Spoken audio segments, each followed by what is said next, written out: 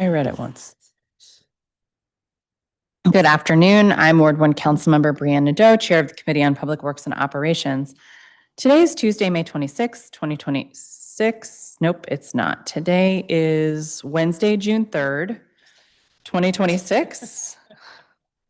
It's always something around here. Okay, the time is 12:01 p.m. and I am reconvening this oversight roundtable of the committee, which recessed at 3 p.m. on May 26, 2026. There it is, pursuant to Council Rule 344.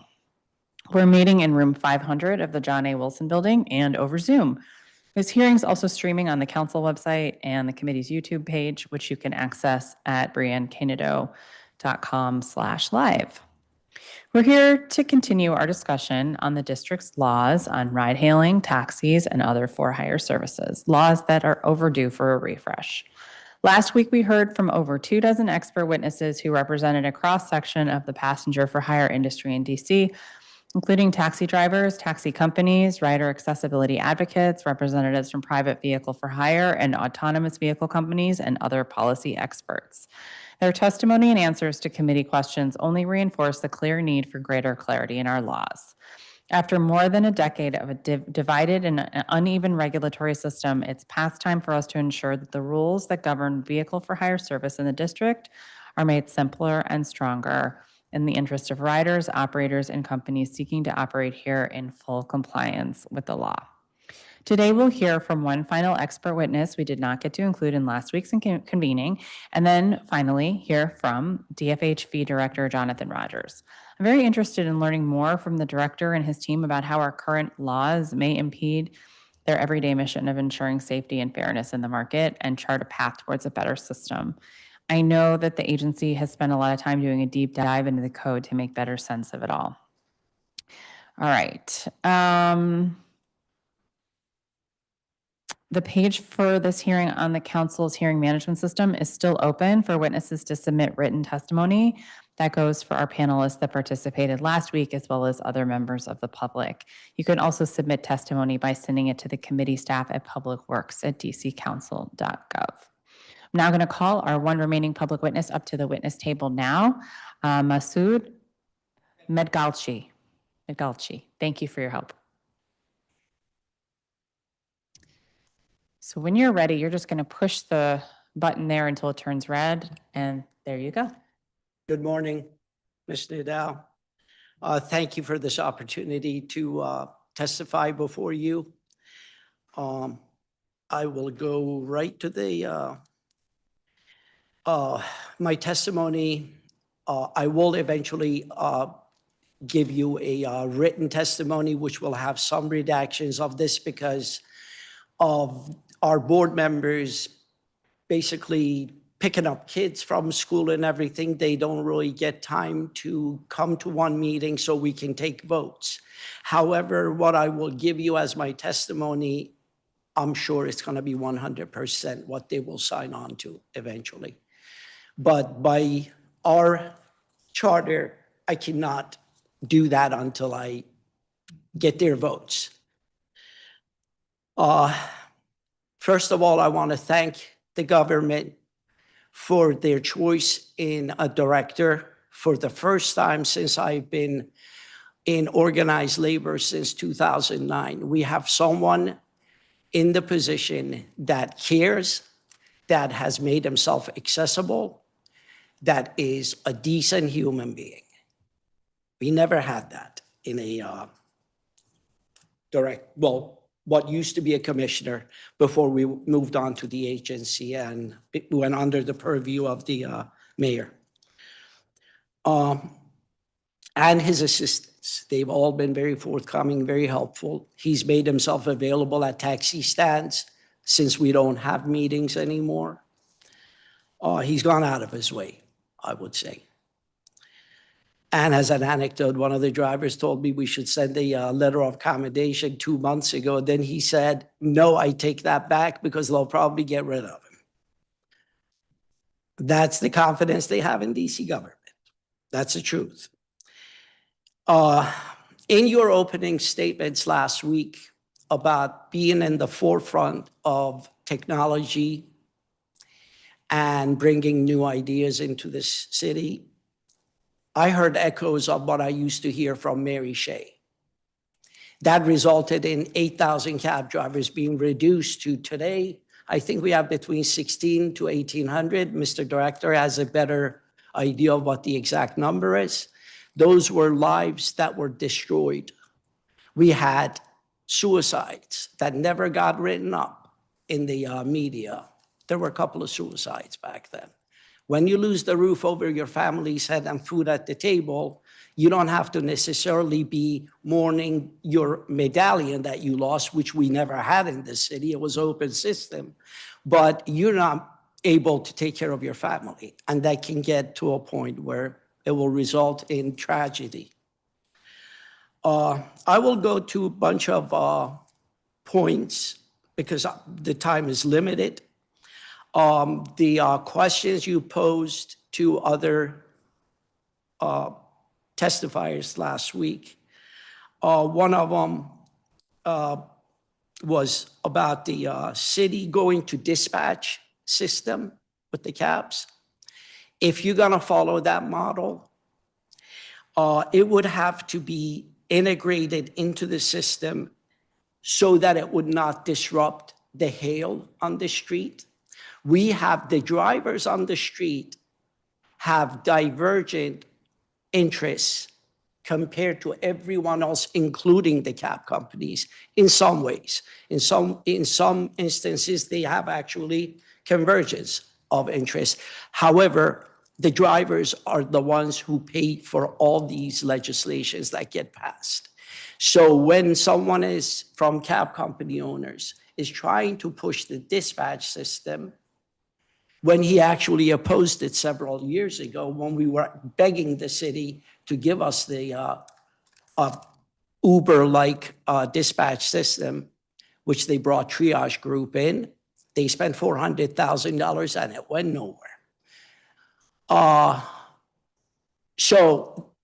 also, I will continue that the most efficient way to transport passengers in a city is hail, especially with the reconfiguring lanes in the city for bus dedicated and bike lanes, this and that. A lot of times dispatch becomes very cumbersome. I'm not saying we won't take it because it's part of the business now. However, it would be basically reinventing the wheel when it comes to the busy areas, venues where people go to shows. Hail is absolutely the most efficient way for pickup and drop off. It causes the less disruption in movement of traffic. You don't have to wait for someone who's putting, whatever is in order before they can come out of their house, and such. So I'm wondering, because it's just you and me, so we're over the time now, but you have a lot in front of you. Have you been working your way through that, or are we doing extemporaneous? I can go through the couple of more. Okay, let's just go through a couple more of your, and then we can talk a bit. How's that? Okay. Because I have a feeling that you could share all day and we still wouldn't get everything you know. So I want to take some of what you know live today and then have the rest in writing. The regulation, another thing that was mentioned that is essentially destruction of the cab system, that would be changing the color scheme. Color scheme is what enables dispatch, hail on the street. Believe it or not, I will put it very simply, the uglier that color is, the better it is. Because it stands out. A person coming from other parts of the world, as soon as they see that color scheme, they know it's a taxi cab. Again, it will be the most efficient way of picking up and dropping off. And also, we had a pressing problem for decades, that when we had multicolor system, a lot of the outside cab people would put the independent colors of the cabs of DC, and they would steal their business. We cannot afford to lose any business to any outsiders anymore out of the whole transportation scheme right now, we got 5%. We're basically on the precipice of dropping off. And one more thing, I would seriously suggest making an exception for the cabs to drop off and pick up, or not exactly at the bus stops, but at least have access to the bus lanes.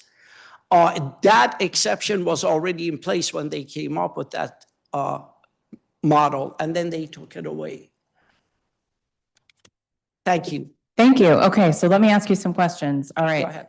So when you say your board, are you referring to the Drivers Association? Excuse me?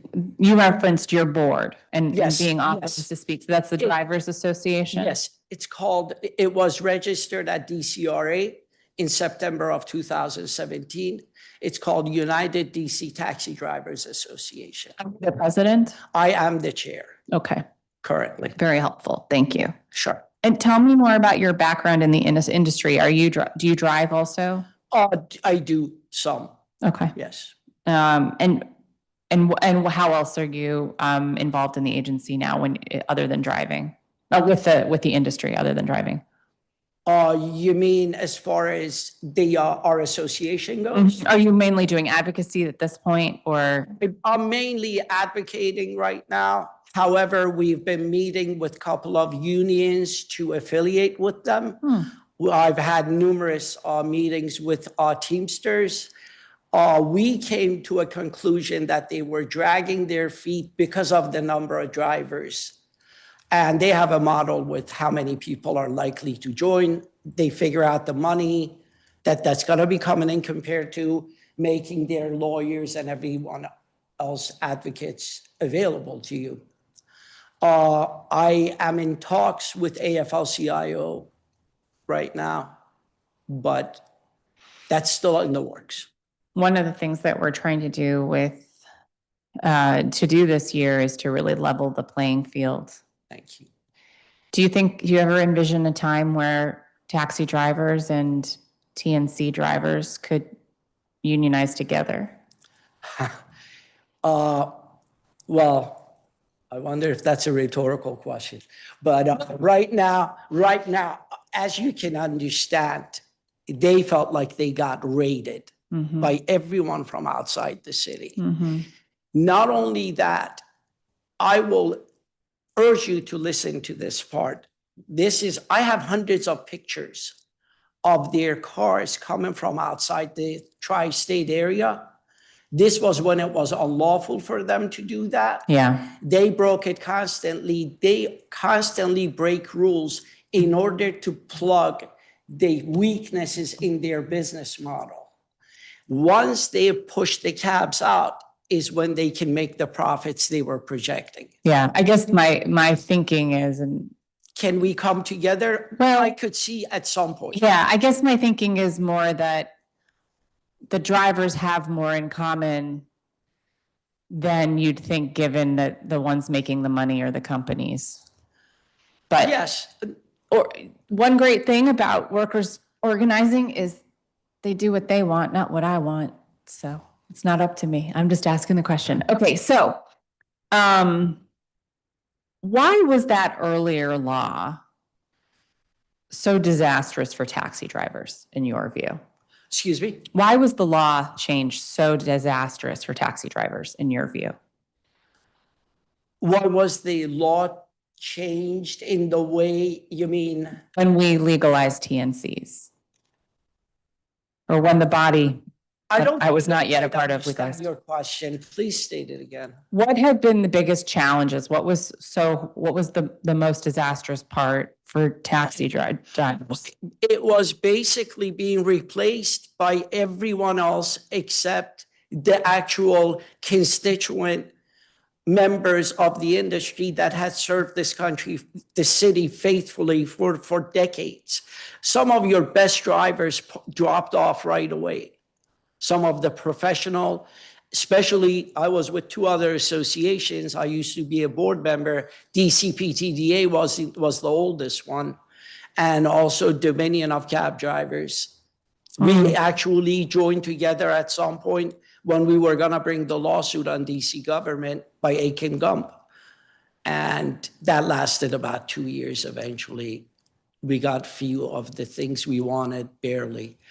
But it was basically, there was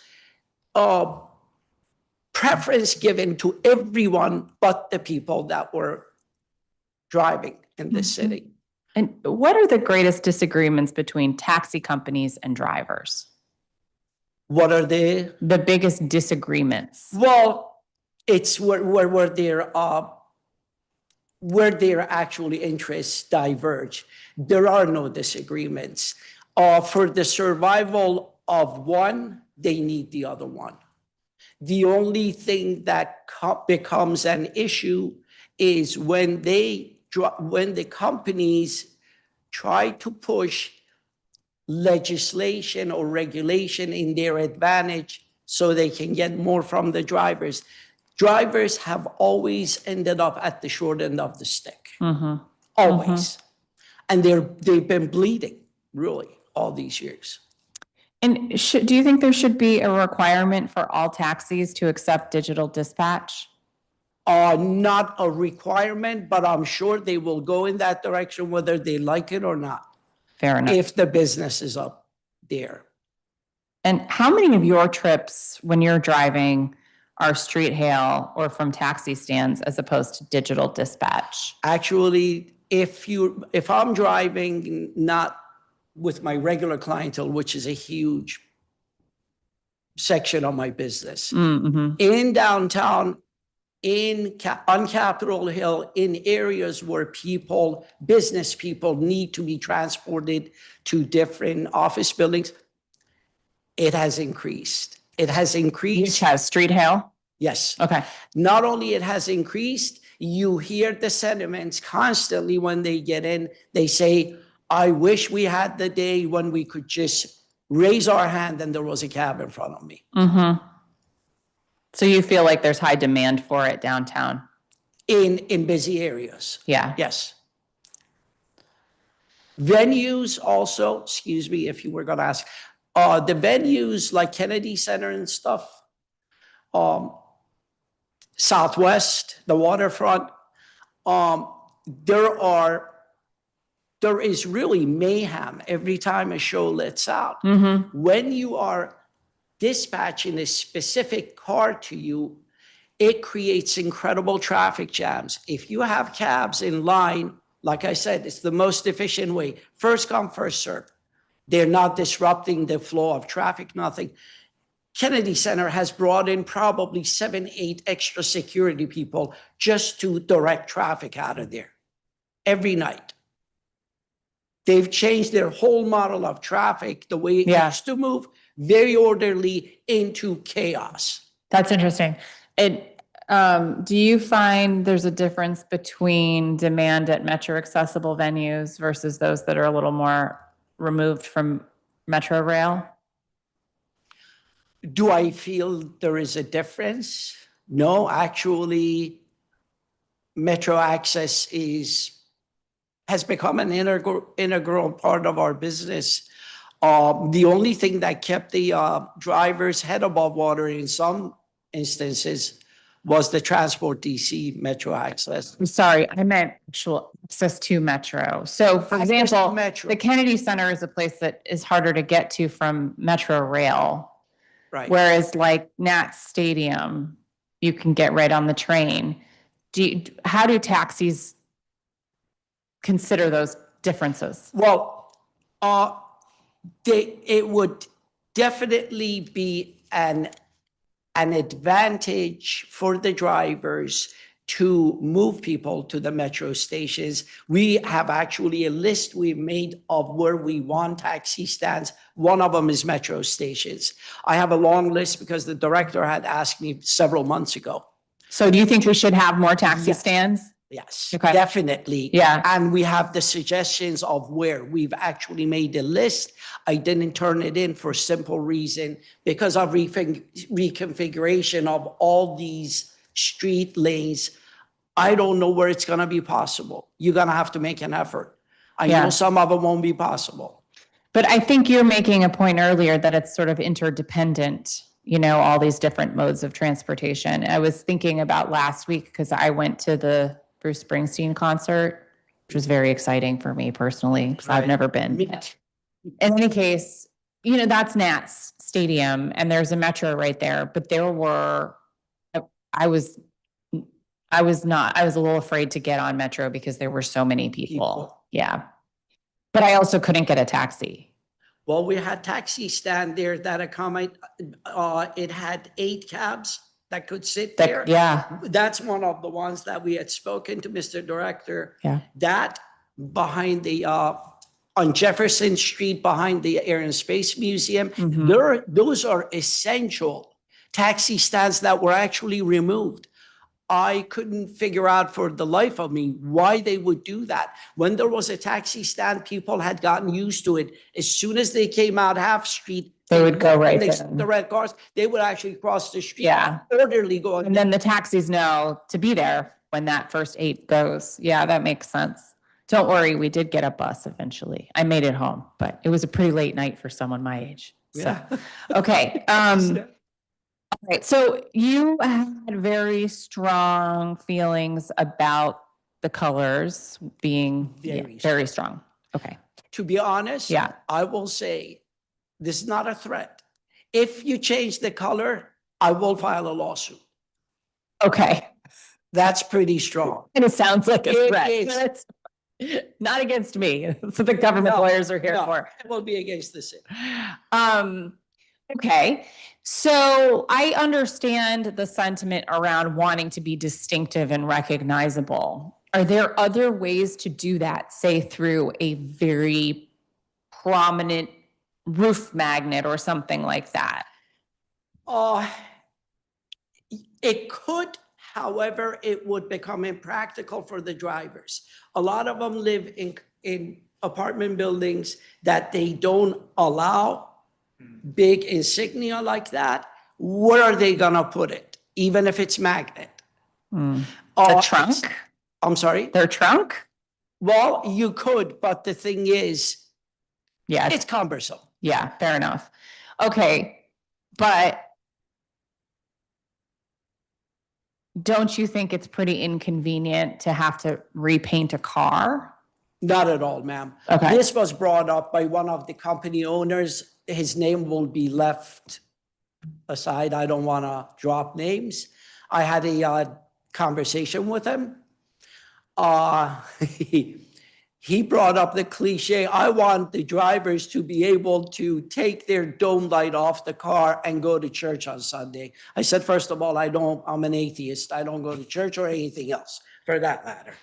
But that was to push the idea that what he was trying to do is to drive the drivers into his dispatch system until we would love the dispatch system, because there are certain areas in the far outreaches of the city or suburbs that it would work great for the drivers. The only problem is, do they have a market share? They don't. Like I said, the drivers, believe me, are on the precipice of dropping out of the business altogether. They are barely keeping head above water. You cannot take any part of their business away from them. Okay, so just to keep down this path, why not a decal instead of paint? Because it will be easy for the cheaters to do the same thing. They've done it in the past. We've seen it. When we used to have the independent colors, which was white, solid white, or solid black, they used to make their cars look exactly like DC cabs. They came here, they ripped off people that gave our industry a bad name. People thought they were getting into DC cabs. It becomes so easy. So that is a risk for street hail. Absolutely. That doesn't apply when you're using dispatch. But we do want to rejuvenate street hail. And so we just have to be thoughtful about that approach and making sure people are not getting harmed. Right.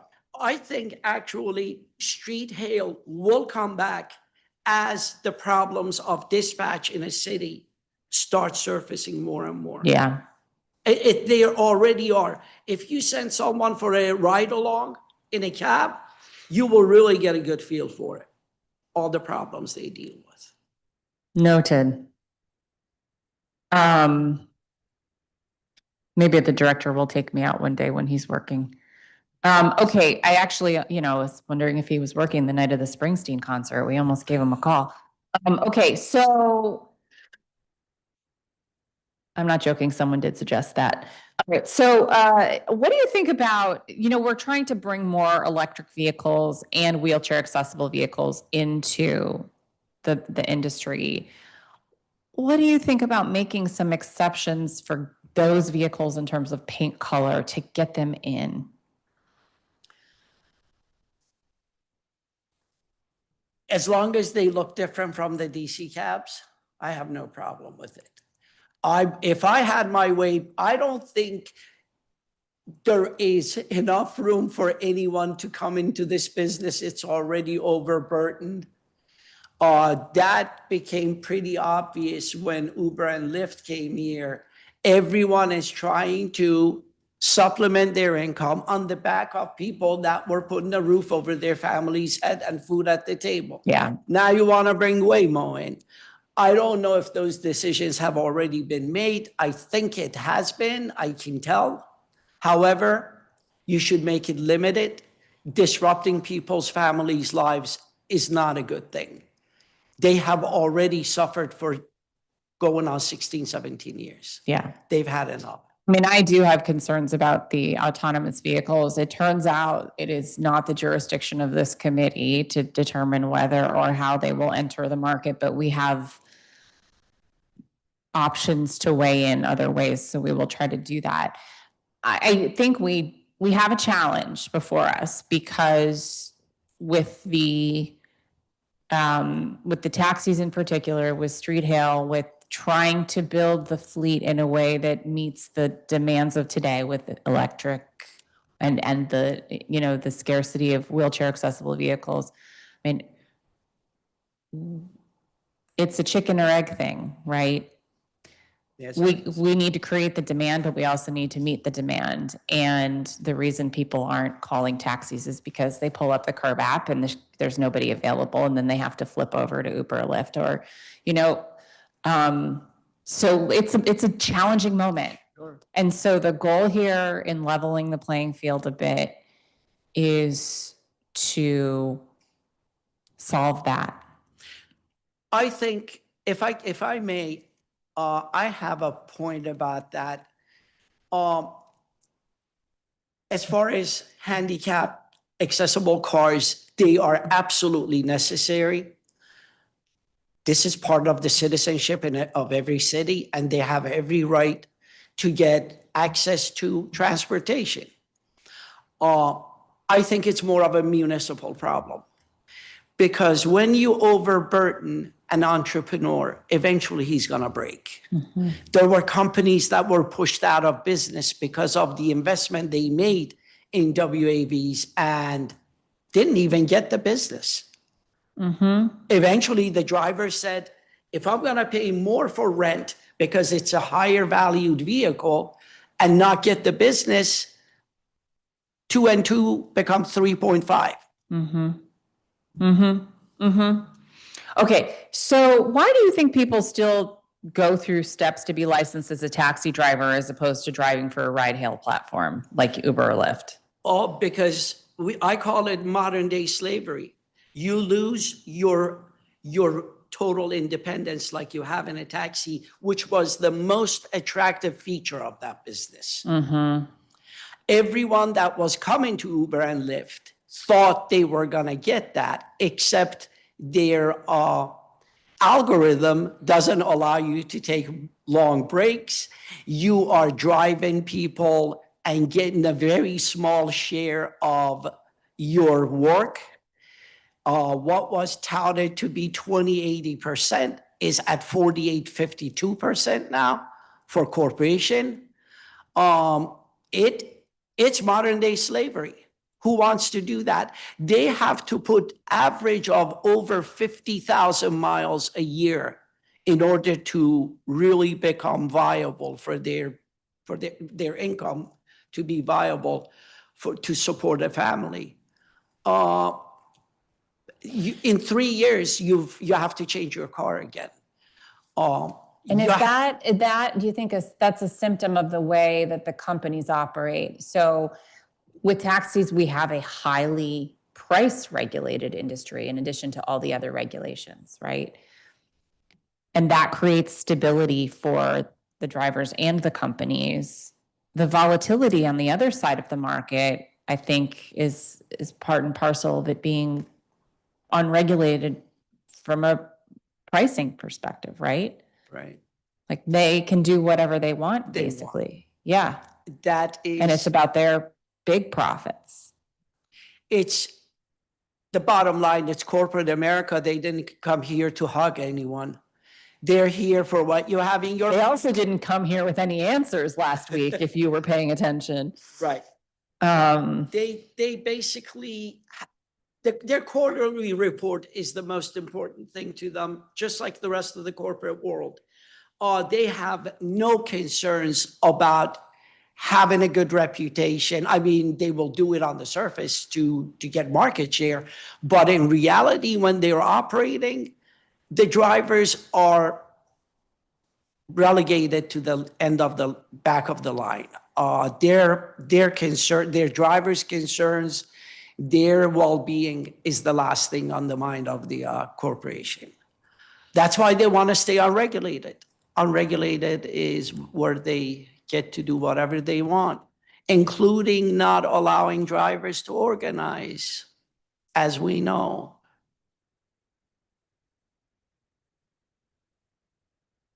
Did you hear the union testimony last week? Yeah. Yeah. They're coming. We'll see. Okay. How do you feel about the current effort around universal digital dispatch for taxis? Like I said, if that is, it would be a viable thing.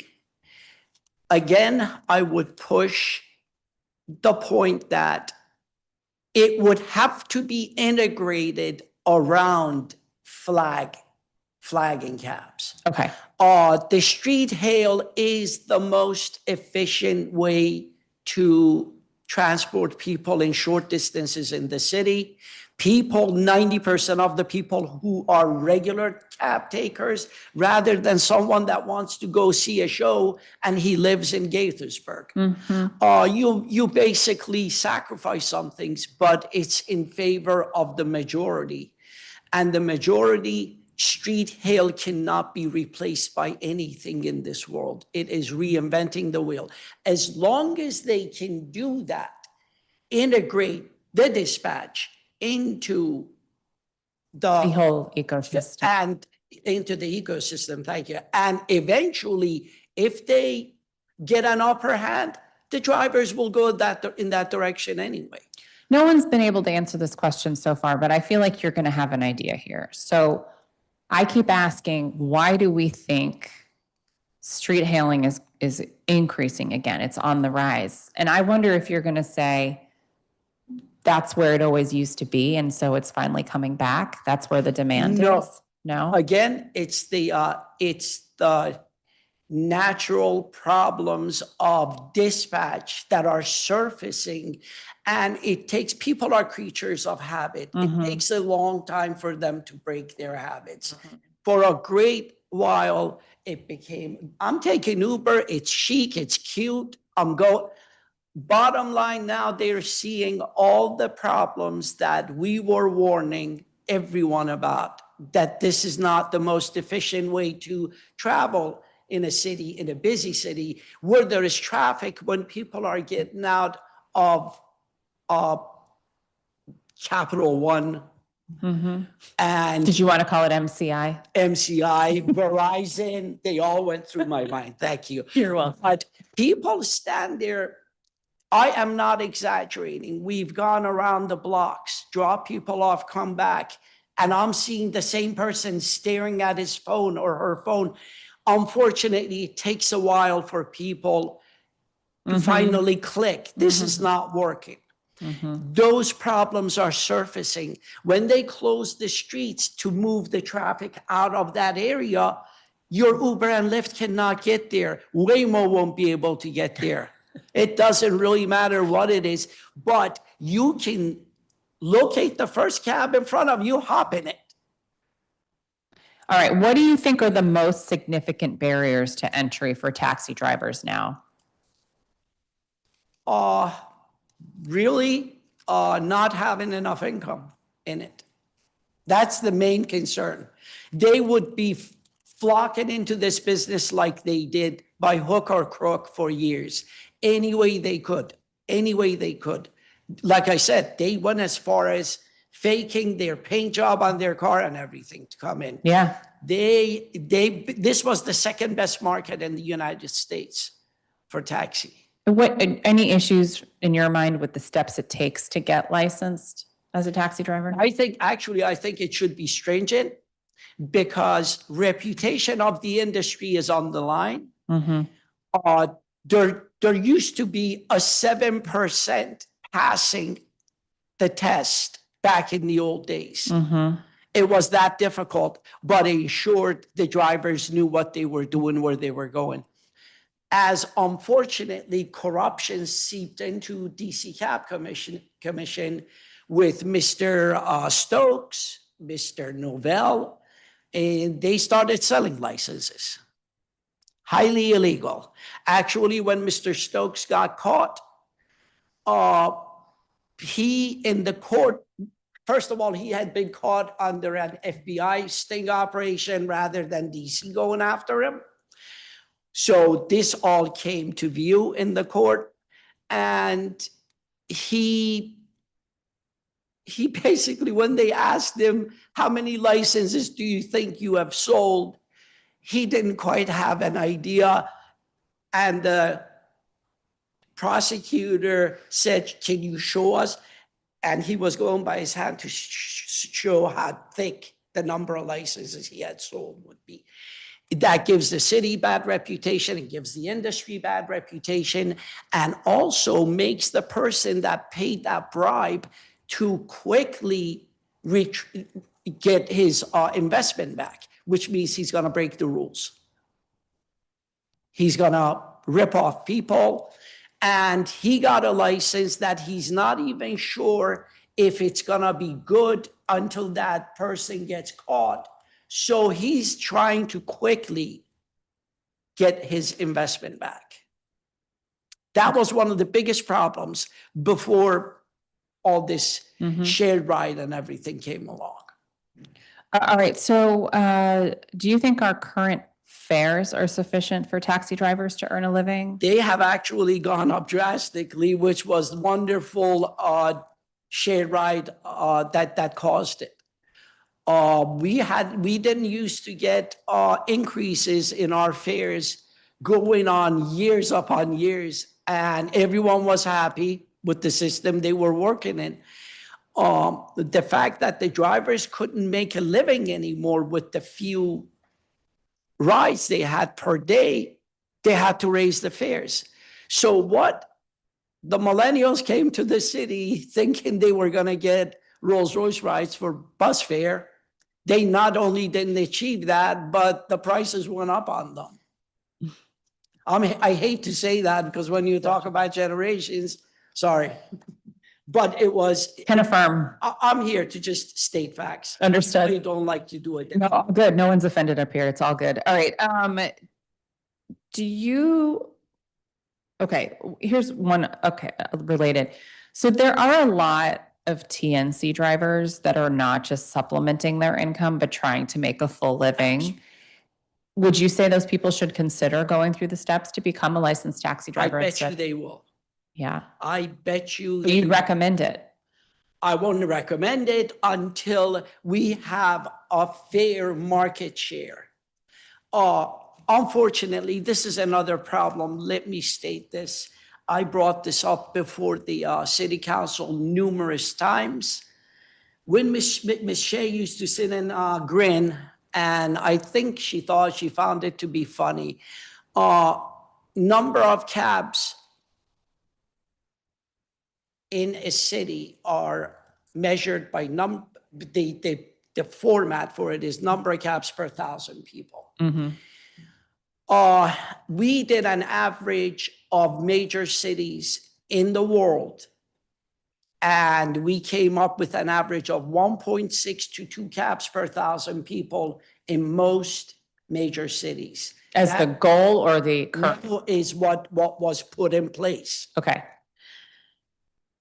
DC had 12 per 1,000. I see. The nearest number in United States were Philadelphia and Boston at 3.6 and 3.4. Oh, wow. That's quite a discrepancy. It was the corruption that added so many cabs. I see. I saw 2 cabs in a car crash in front of FBI building on the sidewalk because they were racing for a customer. Yeah. Huh. That's what happens when you oversupply a market, something is going to give. And you have drivers on the street trying to get a slice of that pie. They're all fighting for that same slice of pie. And unfortunately, they will speed. They will make dangerous U-turns because it becomes a matter of survival on the street. So this, you need to be very cognizant of this. If you're trying to grow the number of taxis, it would be absolutely intolerable right now. However, as the conditions are put in place by legislation and regulation to have more demand for cabs, I think they can be brought in. It's above my pay grade right now how you balance that. It would be very difficult, but it can be done. Okay, just a couple more. What requirements that we currently impose on taxis do you think should also apply to TNC companies or drivers? There are 2 things I can say right away. I don't think it's going to be done because Mr. Rogers, Eric Rogers, when he was the director, he stormed out of a meeting one time. He didn't storm out of the meeting, I did. He was standing outside, and I asked him why they were not being at the least bit of regulation to have an FBI background check. He said, between the 2 of us confidentially, they've sat in a meeting and said, our turnover is too big to do that. They don't have the capacity to even. $60, $65. That's how corporate America operates, though. Huh. By the way, do you remember a news that was on NPR 2 years ago? It was a sexual assault case that was being tried. Mm-hmm. This is obviously, it can be found again. 10,000 sexual assaults in 1 year by Uber. Our industry has not racked up those kinds of numbers since its inception. So the background check piece, and this came up last week too, when I was asking about barriers, and absolutely everybody said that the background checks were important and it wasn't a barrier, but that it was important, which I think is interesting. It's protecting the public. Yeah. It's protecting the public. My mother might get in a car. My friend, our relatives. And when the tragedy comes near you, that's when you realize what a mistake it was. Well, one of the arguments that I've heard for the autonomous vehicles is parents who want to be able to put their kids in a vehicle and not worry about exposing their child to an adult they don't know, right? So I think that goes to your point. If you have an industry where there's deep trust because of the credentials, then that's the direction you got to the driverless vehicles are less attractive, right? That's important.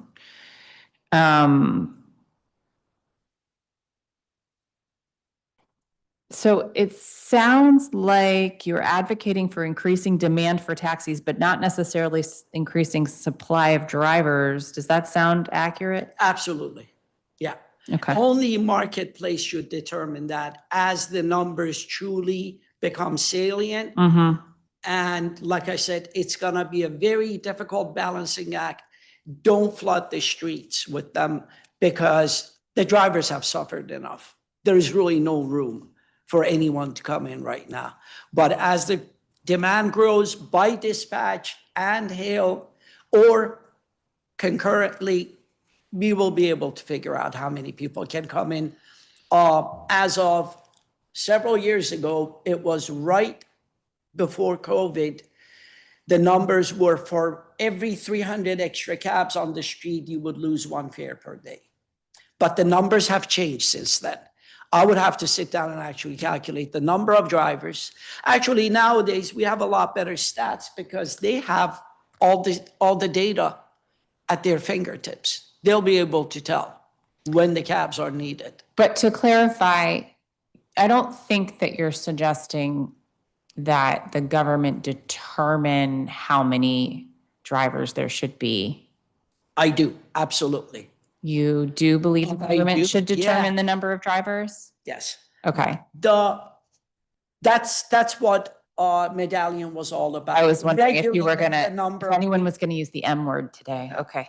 You don't have to put a medallion system. You can keep it an open system so they don't create a black market, yet not make people that are in the industry already suffer by opening the doors to everyone. Okay. In your work, do you also advocate for drivers in Maryland and Virginia? Today, I would. I wouldn't have before because they were stealing a lot of our business in DC. DC was the hot place. Everyone wanted to come into DC. Today, we have converging interests. And as long as the numbers are kept at a level where it provides a living for the drivers, yes, I would advocate for them too. Are you familiar with the issues that exist in Maryland and Virginia for drivers working there? They're pretty similar. But no, I haven't really been in touch with them. For a while when we were both trying to keep shared ride from coming in.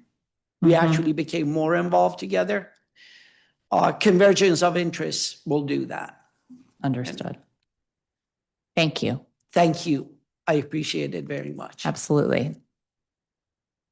All right. We're going to now move on to our government witness, who has patiently waited for a week and an hour. And I will swear you in when you're ready. Right hand.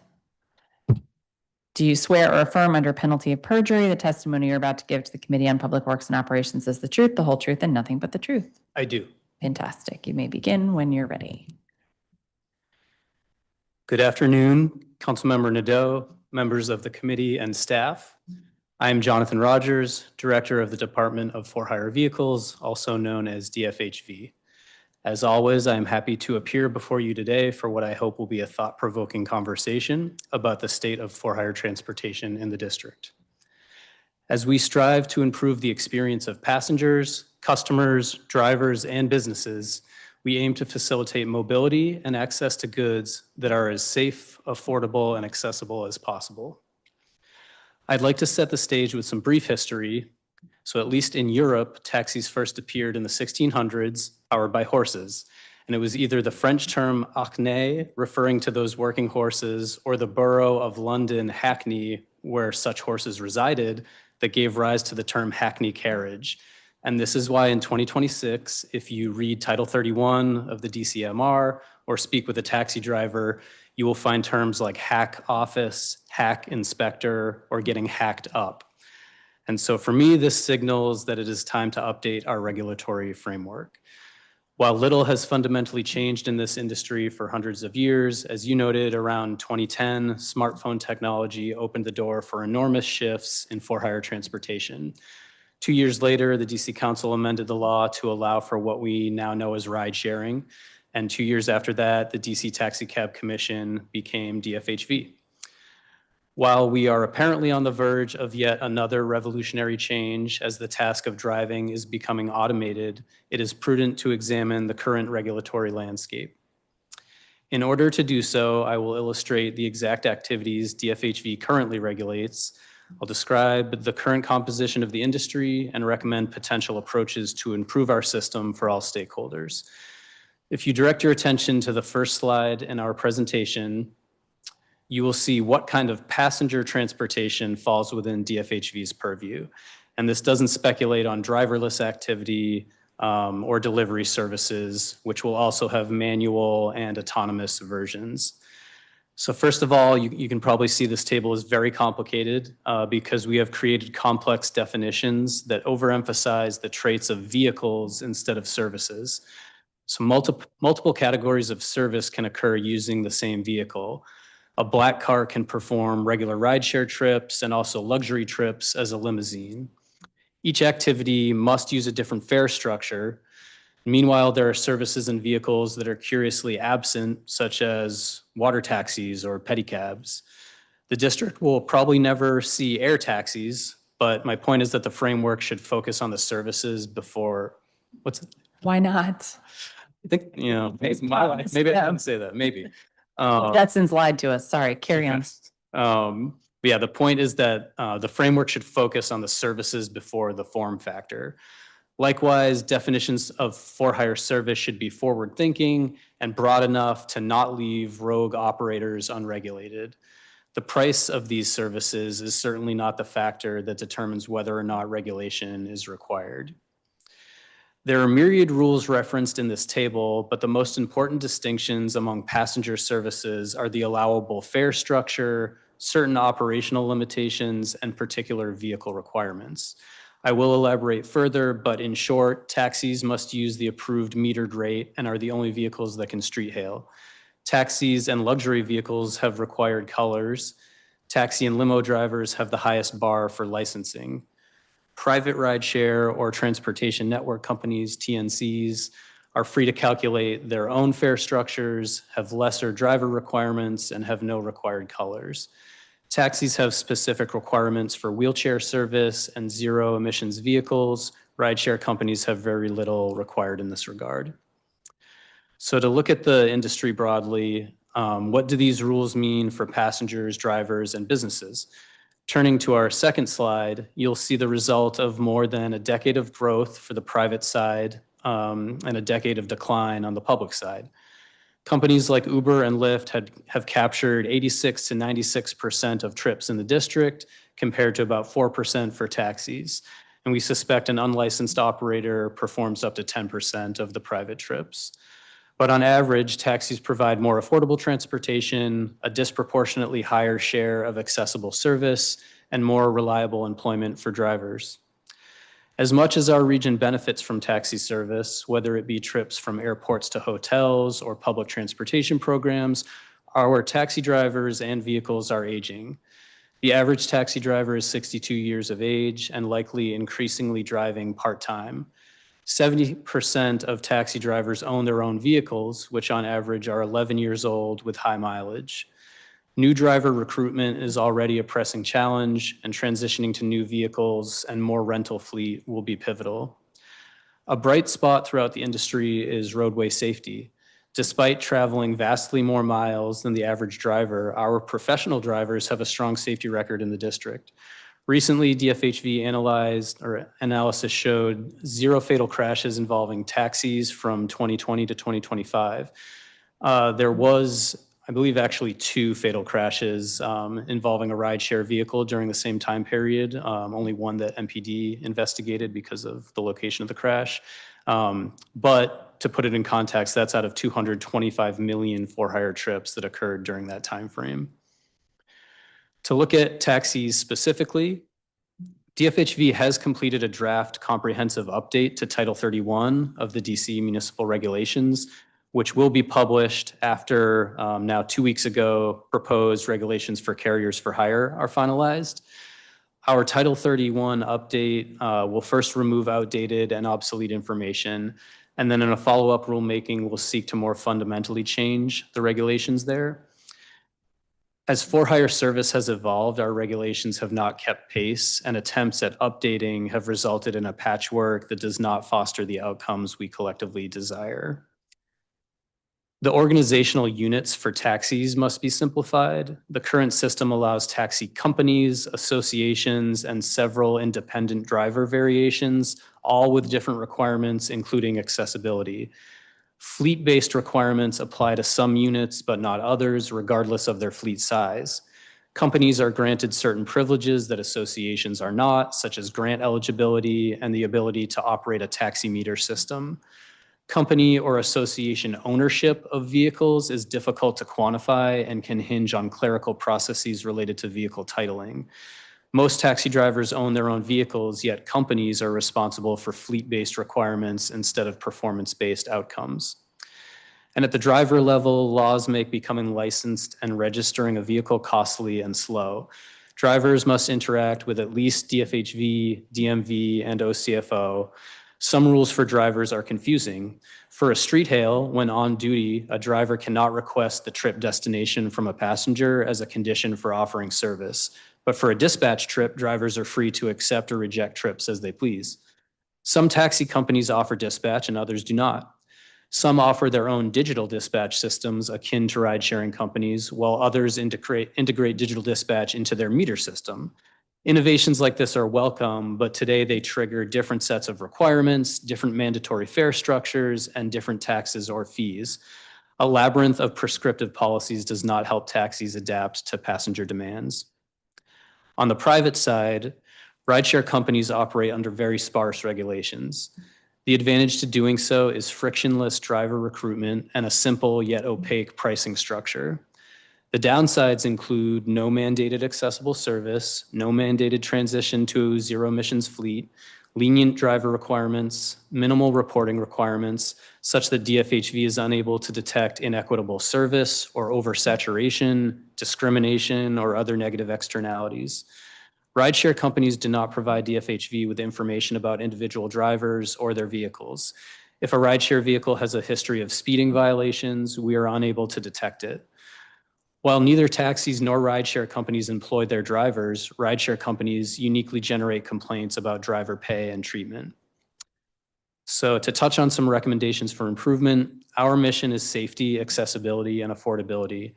We should govern this space using fair, logical requirements that foster these goals uniformly across operators. Some necessary reforms require legislative amendments, while the agency will pursue regulatory changes for others. A common shorthand for this agenda is leveling the playing field. Let's look at slide 3 for an example of the uneven information required of various actors, which hinders accountability and creates competitive advantages. These are screenshots of my own trip receipts, a typical taxi receipt, a micro-mobility receipt, and a rideshare receipt. Just to be clear, DFHV doesn't regulate micro-mobility, but you'll see why it's relevant. So taxis are required to provide an itemization of the fare charged. In that screenshot, I had to make it fit, so you can't see the full breakdown, but all the various components of the fare are itemized. And remember that rideshare companies like Lyft and Uber currently or have owned or operated micro-mobility services similar to the Capital Bike Share receipt pictured in the middle column. The furthest right column is the rideshare receipt, but on all 3 receipts, you can see a precise GPS map of the origin, destination, and route traveled. Yet only taxis are required to provide this data to DFHV. DFHV needs this level of insight for all trips. This is common practice in many jurisdictions and even occurs at our region's airports.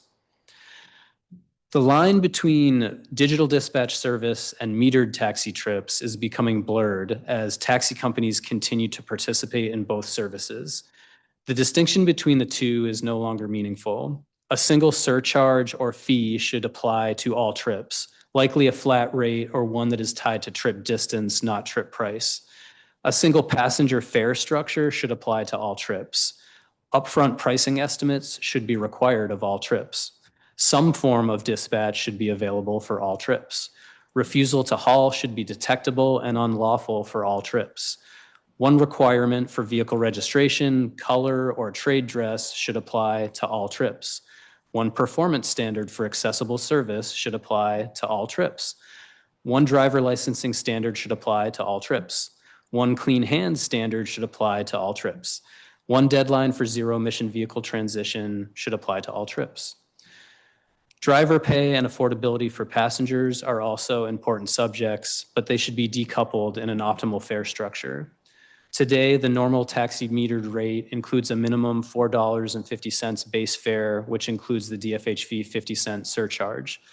Part of the justification for a minimum is to prevent a race to the bottom, leading to low pay for drivers and thus a shortage of transportation.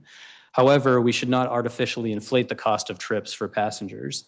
These dynamics are also at play among rideshare companies, but the mathematics are hidden. DFHV can only speculate regarding potential concerns such as wage discrimination or surveillance pricing. Regarding surge pricing, DFHV has no access to information that could help verify whether or not surge pricing actually balances the supply of drivers with the demand for trips. It is clear that with a fixed fleet of vehicles, such as nascent autonomous vehicle for hire service, there's no justification for surge pricing. There are many more topics worthy of discussion in this ever-changing industry. Carrier for hire activity will likely outpace passenger service. Both segments will involve autonomous operation, but our oversight should employ a framework of rules that encourages a better customer experience, is conducive to growing business, and above all else, compels safety, accessibility, and affordability. Millions of people are dependent on these services for basic mobility and access to food. There are numerous curbside management problems to solve, and disruptive technologies will develop. But with a modern, unified system of oversight, we can anticipate change, reward innovation, and preserve vital services for residents, visitors, employees, and businesses. Councilmember Nadeau and members of the committee, thank you for the opportunity to testify before you, and I'm happy to address any questions you have at this time.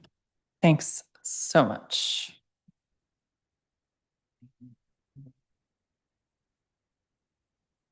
All right. In general, what was your impression of what you heard last week, now that we've had a couple days to ruminate? We heard a lot. I think most of what I heard from the public taxi side of the industry was expected. I think it was, pretty consistent with the desire to level the playing field, to oversimplify. On the private side, I actually think, so the testimony kind of mirrored our experience at the agency, just that, we are not really entitled to much information from them. And so that hinders us in a lot of ways. And I sort of felt like maybe the lack of familiarity with what's even required and what they were reporting is kind of reflective of the fact that there's not a high bar and it's not a top priority for those companies because not much is asked of them. So, they kind of go through the motions with that a bit. Yeah, I think I, sort of heard from Waymo what maybe we expected. They're not interested in a hybrid model. And I think they're hoping to contribute, towards safety. Didn't hear too much about how, the gaps in transportation that they would actually fill. And then, I think some of the nitty gritty in the taxi industry about, unified universal apps and digital dispatch and things like that, there's a history behind that. And different drivers and different company representatives have different viewpoints on that. So, I think we heard like there's probably potential there, but there's probably some strong opinions about the devil in the details and how any of that would be actually executed. Sounds about right. Yeah. I think for me, the top level takeaway is that this is a really complicated industry. Yeah. And that whatever we do has to be done very carefully so as not to harm drivers and the public. Yeah, I would agree with that. It's a lot of pressure and Yes. responsibility, but I know you've given it a lot of thought. Yep. Yeah, I mean, I think some of what we heard even today from Mr. Migdalachi, it goes back a long way where long before rideshare, our taxi system wasn't a medallion system. It was more open. And so I think, we have been at 10,000, 8,000 drivers at the high point decades ago. And that ratio of sort of drivers to residents is an interesting metric. But even without medallions, basically the sort of important, mechanism for access becomes, what we call an H tag and a face ID, really. If you want to drive a taxi, you need access to those two things. And so Masood has, brought up the topic of capping the number of taxi drivers to me before. And that's the way you would do that basically, is limit the number of new face IDs or H tags.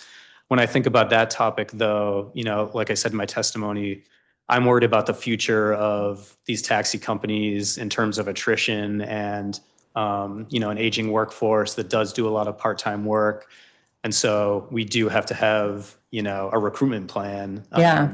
to make sure that those companies don't disappear when the drivers are finished. And surely part of that recruitment plan can be targeting TNC drivers who do this full time, right? Yep. Yeah. I think, with my theme of sort of unifying the requirements, I think one of the big benefits of that is to make it more beneficial and easier for the drivers to sort of take advantage of whatever's out there. And I think that, uh, serves the passengers as well, where if we have full access to the available drivers, then we can meet the full demand for passenger service. So that's sort of where, how I see those things.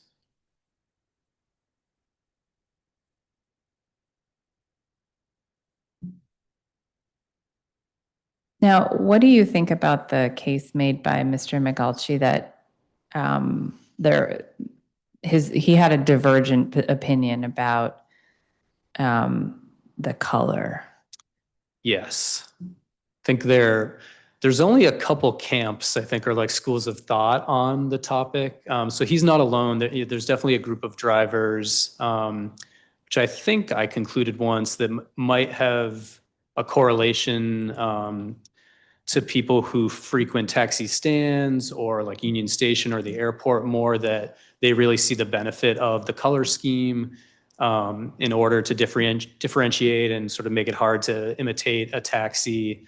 Then I think there's what you heard last week where, Mr. Spooner from Yellow Cab comes to mind. He's very adamant that passenger expectations really aren't at that point anymore, where again, the 95% of all these trips, these hundreds of millions of trips happening, they occur where the only sort of confirmation a passenger has is, well, my phone is telling me this is the driver's name. Here's a little headshot. It's a white Toyota Camry or something, and license plate number or something. So, there could be imitators in that model as well. And it is definitely not perfect, but given the millions of trips that are happening, that seems to be sort of socially acceptable at this point. I think that people have the confidence to get in a stranger's car that doesn't have a special color scheme.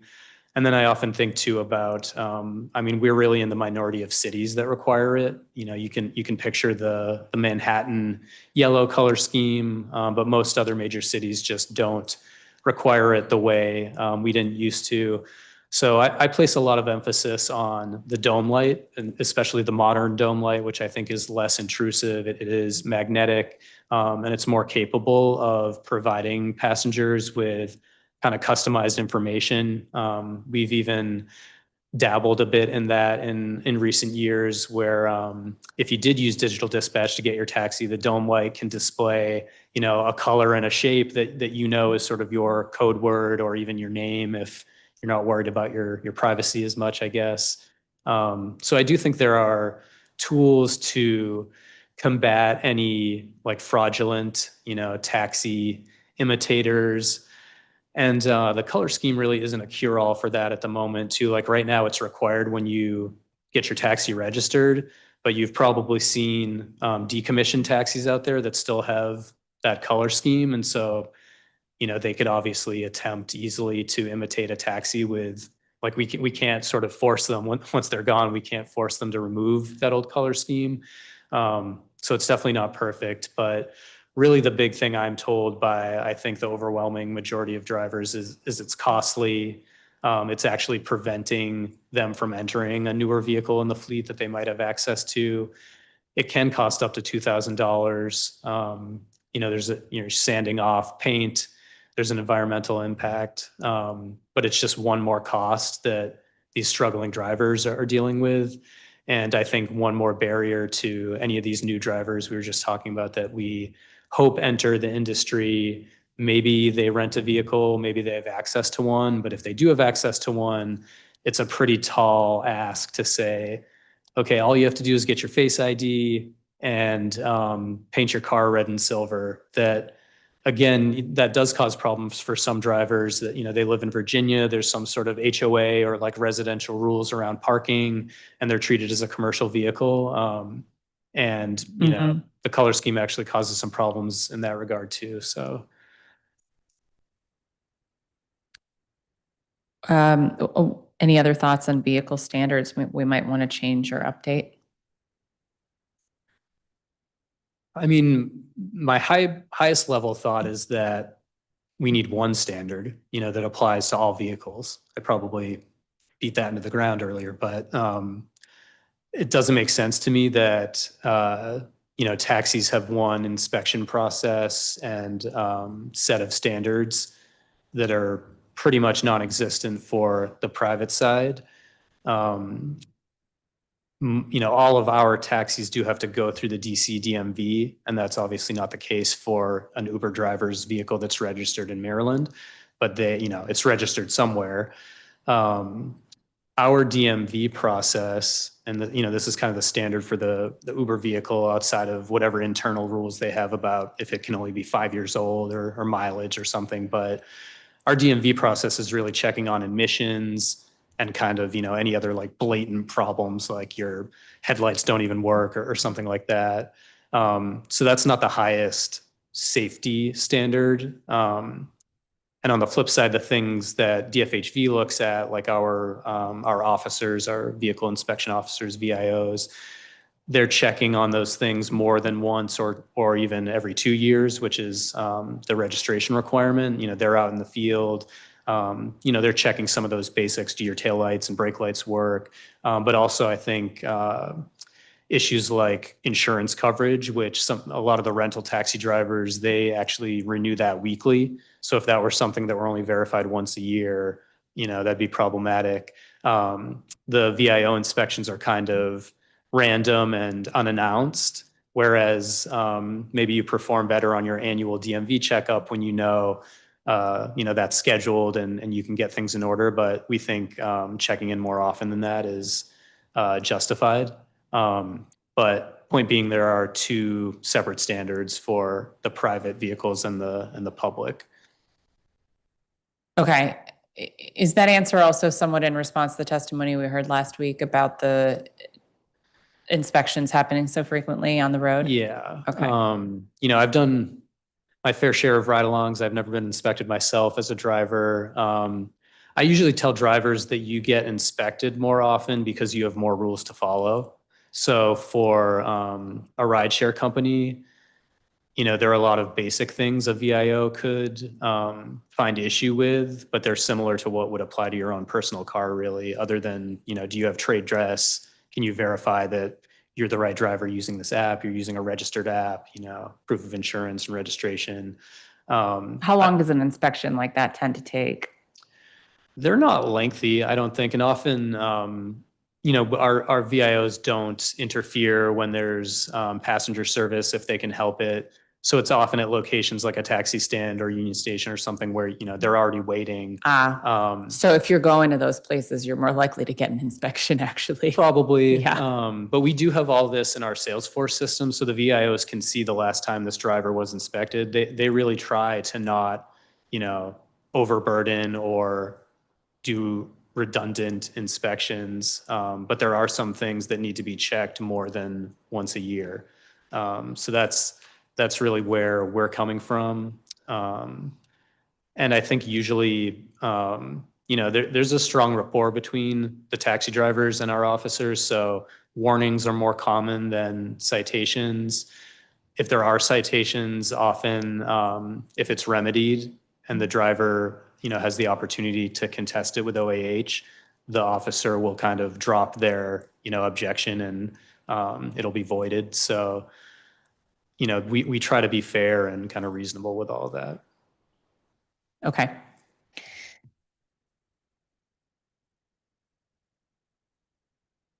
What other jurisdictions do you communicate with that you think we should look to for some inspiration? My staff tells me Seattle, Chicago, I think New York in different ways all have, I think, pretty strong models for different aspects. And there is a range for sure and a variety of how cities handle this, and some things are at the state level and in other jurisdictions. But I think for some of the improvements we want to make and some of like the leveling of the playing field things I'm talking about, we've seen good examples in those cities. Do you think it should be our goal to increase street hail activity in DC? Street hail is a complicated subject. I mean, before last week, I would have told you street hail is almost dead because that's what I hear from drivers all the time, meaning kind of a spontaneous street hail. Like Yeah. maybe Not a waving taxi at- stand. Yeah. I've done one maybe as a driver. And that was kind of good luck that a play was letting out in Penn Quarter, whichever theater that is, Shakespeare, I think. It's as a new driver, it's difficult to kind of make sure you're not breaking any rules, but kind of pull to an appropriate place and get those people inside of your vehicle. But yeah, my overall impression has been that that's one of the reasons that drivers are struggling so much is because street hail business is just basically non-existent. So I think it's an important service to offer, and I totally agree with the testimony we just heard that even if it's for a street hail, even kind of where, in a crowded event, but certainly where we have the organization of a taxi stand and a queue set up, like there's no question the first come, first serve. I don't have to find my specific vehicle, 10 vehicles back and trapped. The taxi approach just works. It has for a long time. That's what we moved back to just this week at Union Station, where the taxi line's back front and center. So I think we're kind of seeing, really trying to, work with our partners there to see a better way for the pickup drop off on the private side, which is all kind of tangled together right now, where, you're looking for your Uber to be picked up, but someone's Lyft is dropping them off and they're competing for the same space. Like it's pretty obvious, I think, how, at least for arrivals at a place like Union Station, you walk out, you see the vehicle, you get in it. There's no trying to coordinate whose vehicle is for which passenger. You asked about street hail, though. I think we should, encourage the options that passengers need.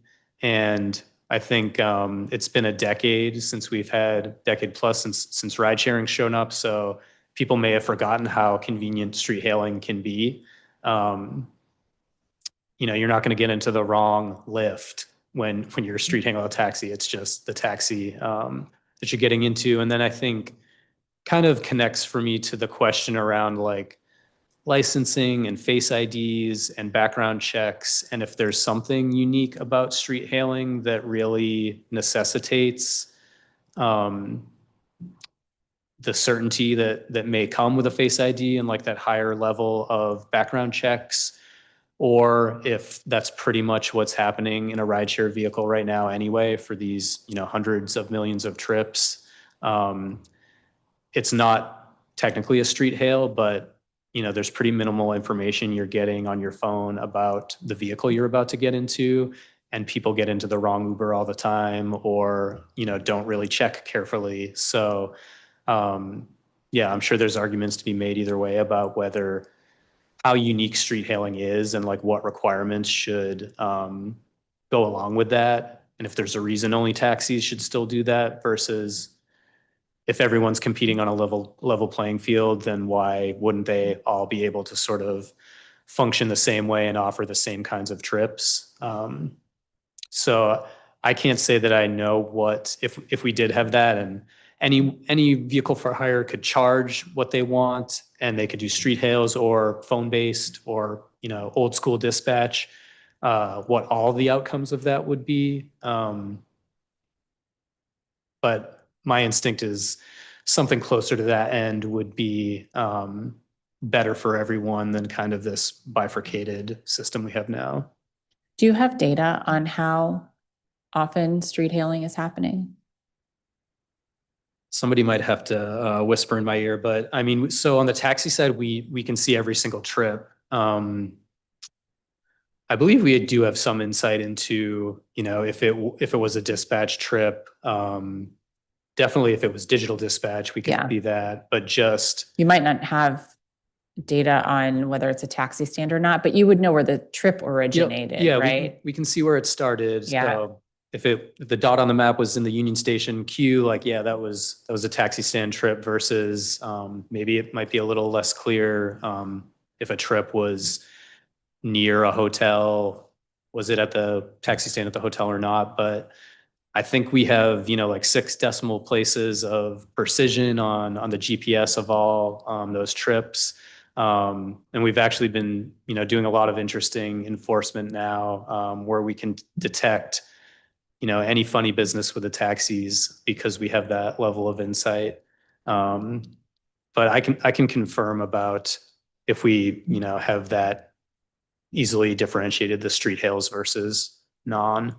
Do you feel like there's a desire to create more taxi stands? Yeah, I think there is. I think that would actually, like every hotel, for example, doesn't need the same size taxi stand.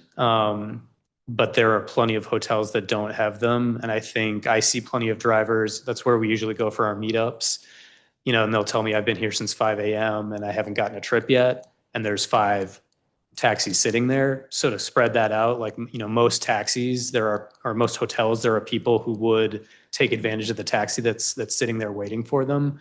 But a lot of them don't have the taxi stand. A lot of them have been kind of suddenly, removed from my perspective. Some of those are on, like National Park Service land or things like that. But some could have been for, some other kind of operational roadway. Yeah. reason. So DDOT manages curbside, right? Yep. So are taxi stands in their toolbox still as they're designing? Yeah, I mean, we talk to them often about this. I think they probably more often think about, what we used to call PWOs, pickup drop off, or short-term parking in general, maybe more than taxi stands specifically are top of mind for them.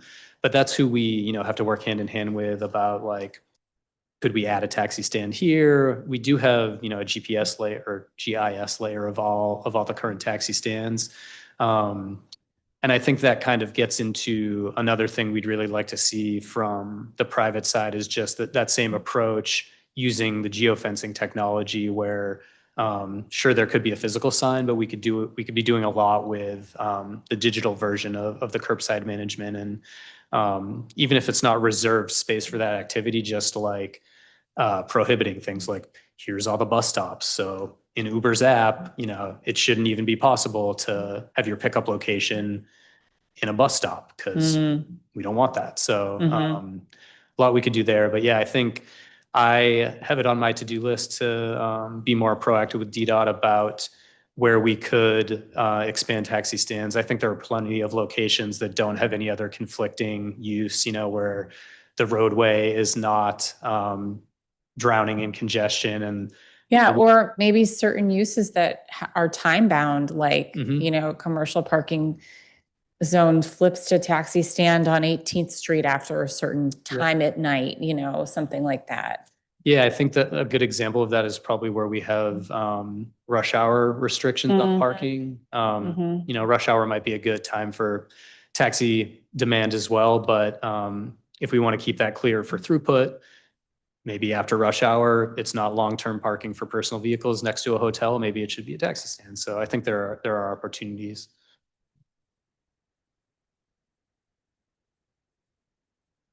Are you aware of how many new taxi drivers you're licensing now? We're aware, I don't have a number off the top of my head, but it's something we've worked hard on actually with some of the resources from the Wave pilot, because again, recruitment of drivers is a big kind of important piece of that. We actually recently just stood up somewhat of a pilot with a provisional Face ID, which doesn't, sort of circumvent any of the requirements for a permanent Face ID, but gives kind of a faster on-ramp that's more on par with the speed of Uber or Lyft. Because we heard from companies that some of the taxi companies actually, they do these other programs. They have like government accounts where they don't literally need a taxi or taxi driver to do, maybe some sort of like abilities rides for Metro Access or something. That doesn't have to be a taxi, but a lot of the taxi companies fulfill it. And so they've had success recruiting drivers for those things because it's not a taxi driver. It's just you're a driver. We have a contract to do this, so they can pay them to do it. And so that's kind of what they asked us was if we had an onboarding process that was as quick as that, we might be able to continue because they don't want to abandon the taxi function either. They don't want to just be, some fleet that does government contracts. So we're just starting that where sort of one less barrier, like the time, the cost. We're not removing any requirements. It's just you can get on board, use a similar background process that Uber and Lyft are using, frankly, while all the same requirements will kick in, and that provisional will just automatically expire after 45 days. And so at that point, if you haven't passed all the requirements to get your permanent Face ID, you're just done. So it's kind of a fast lane to get in, and then hopefully that actually makes it easier to get your permanent Face ID, and we kind of entice you into service that way. Thank you for that. What taxi driver licensing requirements do you think are more onerous than they should be? I think there are, we charge a fee in the first place. Dory's going to get mad at me, but I don't know how much the fee truly offsets our operational costs. Like I've asked a couple of times, like how much revenue do we actually bring in from fees to process Face ID applications? You don't pay anything to sign up for Uber or Lyft. So, that's kind of a burden right there and an investment you're asking people to make. The background check process is fast now, but it is a higher standard. So again, to me, it's a similar activity, maybe setting aside the street hail function, but let's have one standard that we hold everyone to is my thought. And maybe it's somewhere in the middle of the FBI type background check we do for taxi drivers and kind of with Uber and Lyft, or it's not just their companies, but TNCs, it is a criminal history. They do a real background check. It's just a little lighter, and so they can do it faster. Then there's all these vehicle related requirements, and clean hands is a big one for getting your Face ID. I'm not really opposed to that concept. It's just that it doesn't apply to Uber and Lyft drivers. I don't know if it achieves what we hope it does because that's an annual or once every 2 year thing. So you could be racking up fines in the meantime and owe district government thousands of dollars. As long as when you go back to renew your Face ID, that then you would have to settle up kind of. But the clean hands requirement doesn't really compel you to pay all your fines in real time necessarily. But we impose that on taxi drivers and not on rideshare drivers. There's kind of some more, like the application is kind of lengthy. Like you have to register as your own, what is it? It's like a business registration tax process essentially through OTR. So that way you're sort of claiming all the income you made as a taxi driver, and they're, I think, taxing that differently maybe. I think that's all just your personal responsibility as like a 1099 employee for Uber or Lyft. And you should, you have to declare that income on your taxes, but you don't have to create an account with OTR and sort of verify your identity using like your EIN or your last year's tax return information. I think a lot of people get tripped up on that. Like, I could do it, and I have sort of the resources, and I sit at a computer all day to do that thing quickly. But people get tripped up with the OCFO requirements. I'm sure there's a lot of others that aren't coming to mind, but it's definitely a higher bar. Like I said, they have to interact with 3 DC government agencies. We have this form called a one-stop form for your vehicle registration, which is probably like a 5-stop form. I'm not sure why we call it that. That's aspirational maybe, but you do have to go to DMV. They're going to look at your color scheme and make sure it's not faded. There's quite a bit of vehicle related things that if you own your vehicle, which most of our drivers do, it's on you to bear the cost and make sure those things are compliant before we will let you serve as a taxi driver. So it's a pretty stark contrast to the private side.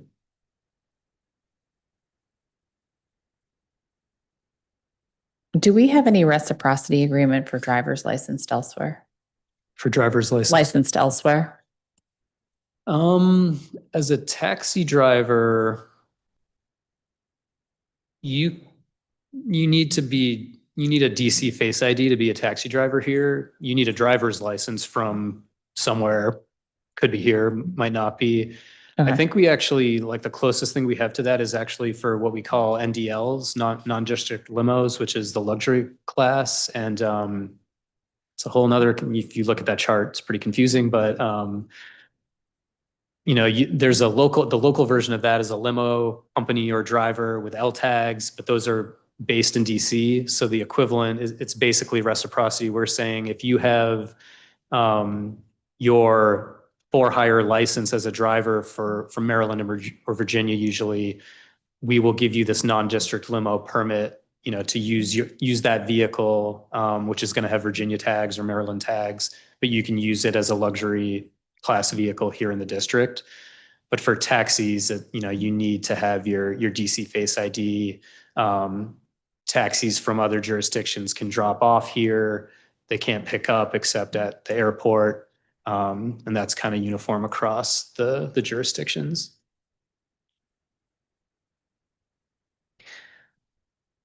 When our taxi company representatives were testifying about their business models, they talked about how each of their drivers is their own business. It sounds a lot like the unauthorized service in DC that insists that, quote, drivers are customers. Is there any reason a company like that couldn't be licensed in the same way our taxi companies or taxi associations are? No, I mean, the company that is unlicensed right now, they could operate basically 100% the way they claim that they want to. The drivers, though, I mean, if we're licensing them as taxi drivers, then that's where the metered fare comes in, I think is the most, important part to their model. They want the drivers to be able to name their own price, which taxi drivers cannot do. Yeah. But I mean, one of the big ironies, I think, with whether it's a taxi or a rideshare company is they're all in a similar position when it comes to, like, these are not their employees, and virtually none of the vehicles are owned by the companies either. So when it comes to a lot of these issues, they really are in the same situation where, I can't compel this driver to work certain hours. I can't tell them to buy a wheelchair vehicle or not. Yet I'm being held accountable for some of those things as the company. But to answer your question, there's nothing stopping. Like I've had this epiphany recently that I don't believe the regulations or laws speak to the fact that a taxi company their drivers are basically on a subscription model as well. The drivers are paying to use the DTS, which is the meter. Maybe they're renting a vehicle, most of them aren't. And if they want access to the dispatch program that company has, they're paying a subscription fee for all of that. They keep 100% of their fare because that's just how taxis have always worked. But I don't think there's anything stopping a taxi company from saying, hey, actually, we want to take 50% of your fare the way some rideshare companies might. That's this whole distinction that the unlicensed operator is making, that, well, we think it's fair for, the drivers to keep 100% of their income. Nothing stopping them from doing that. And so they can have their subscription model. Anyone could do that. Yep. Uber can do that. Lyft can do that. Yellow Cab can do that. And so the metered rate only applies to the taxis. And the taxi drivers are getting 100% of that metered rate, and they have other costs. I think the rideshare companies build in those other costs to their model, and that's why the drivers aren't offered, 90% of the fare or something like that. So that part's really up to them. Confirming from your testimony, do you support a requirement for all taxis to use digital dispatch? I strongly feel all taxis should be dispatchable, and they're not all dispatchable. We don't require taxi companies to have, what used to be just like a telephone-based dispatch, which you can still do. Lots of them have that. I think, like Mr. Magdalacci said, like the industry's obviously gone toward digital dispatch. Two of our companies are, so I'll say DTS companies, which are the ones that own the meter technology. We have 4 of them. 2 of them have what you heard from Mr. Spooner and VIP and Yellow. They have this DC Hail app. So that is a digital dispatch platform that those taxi companies use. So that they decided to invest in that anyway. Another of the companies, this is all complicated, but their meter system, the technology they use is Curb, which separately is a digital dispatch app. So they're getting digital dispatch trips offered through the taxi meter to drivers.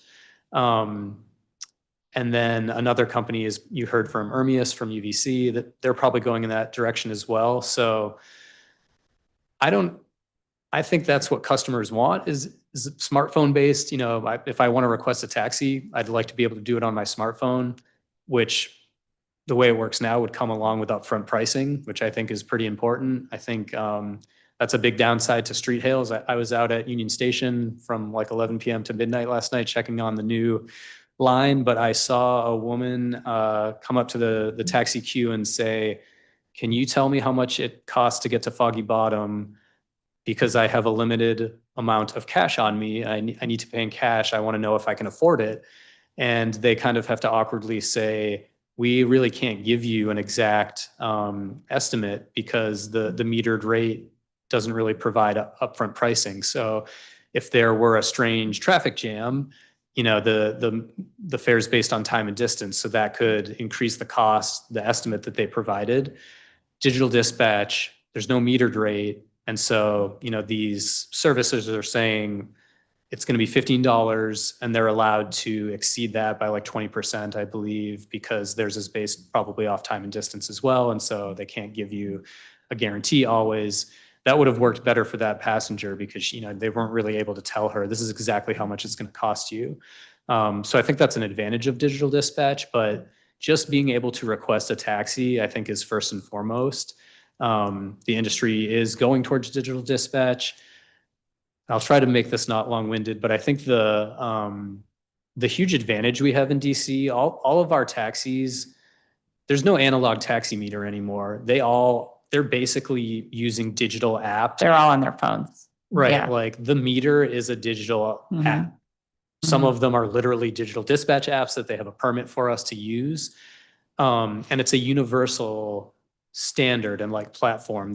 They use different technologies, I guess you could say, or like providers like Curb or iCabby or GoRide or Coach. Some of these are like homegrown that the agency helped with, but they're doing the same thing in the same format. So some of the conversation last week around like, couldn't DFHV create this universal taxi app? been there, done that. It's really hard to compete with the gabillions of dollars behind the marketing for Uber and Lyft around the globe, obviously. But I don't think we actually need like a product like that for everyone to download. It's more that the like digital infrastructure is there and like the APIs are there. And the way today that when I was driving my Transco taxi on my meter, which is a digital meter, I could see offers that were coming through Curb that were actually coming from Uber. So it's all able to be connected and to feel like a one-stop shopping for the customer and to give the benefit to all the drivers and the taxi companies who want that business. I was reminded that our base of like 1,400 taxi drivers who do happen to be highly vetted right now, they're actually super valuable to a company like Lyft or Uber because they have more demand than they can accommodate. And it's hard for them to go find drivers. Like they can't just wave a magic wand and find 10,000 more drivers. We have drivers that want more business, and we have the meter technology to connect the apps to each other. So that's kind of where I see the future, that not every other city, maybe no other city, has kind of the uniformity of the digital meter system that we do in every single taxi. And it could be receiving trip offers. All of them could. That's the kind of thing I think of, that if they're going to be compelled to do something, it should be more making themselves open to those things, not excluding them. And there would be no requirement, just like there is today for a driver doesn't have to accept your Uber request or your digital taxi, dispatch request. So it wouldn't force the companies to abandon their clientele or to take trips that they don't think are fairly compensated. It would just be the option if there is no street hailing, if the line at Union Station is too long, you'd have all these other opportunities, which I think, it could be even be expanded to carrier for hire things. Like people kind of imagined that coming out of COVID, that it should be easy for a driver to say, hey, there's no taxi business right now, I'm going to switch to DoorDash, and we have the technology to connect those things already. So. Should riders also have an option to get an upfront price for street hail trips? I think so. I mean, I joke about, I can't think of another thing you agree to pay for without knowing what the price is, right? Like you don't buy anything that way. You want to know what you're paying. And so regular customers that do street hail, they know what the price is usually going to be. But for a tourist showing up at Union Station, they might, have more reassurance with an upfront estimate instead of like that's what the taxi's competition is going to offer you. The app you might pull out is going to tell you you're agreeing to pay $20-ish. With a taxi, we're actually hoping, I mean, it's hard to get people to use these things and to know about them, but Yellow Cab on their website does have a fare estimator, which is like, this is a ballpark for your information. It's not a quote of what, we're offering. But based on historical trip data, you can, a trip from A to B at this time can take into account traffic and things, and maybe your price will look like this. But I think that's one of the super outmoded pieces of the metered system, and street hailing is like, hop in my cab. I'm not going to tell you how much it costs. Like nobody wants to do that. Fair enough. Okay. Are there any regulations that apply to fares charged for trips booked through digital dispatch? Yeah, there's it's kind of broad, but there are pieces of information that you need to be provided somehow. I don't know if when you book a Lyft ride, that they are super prominent, but they do need to provide you with some kind of methodology for how they calculate it.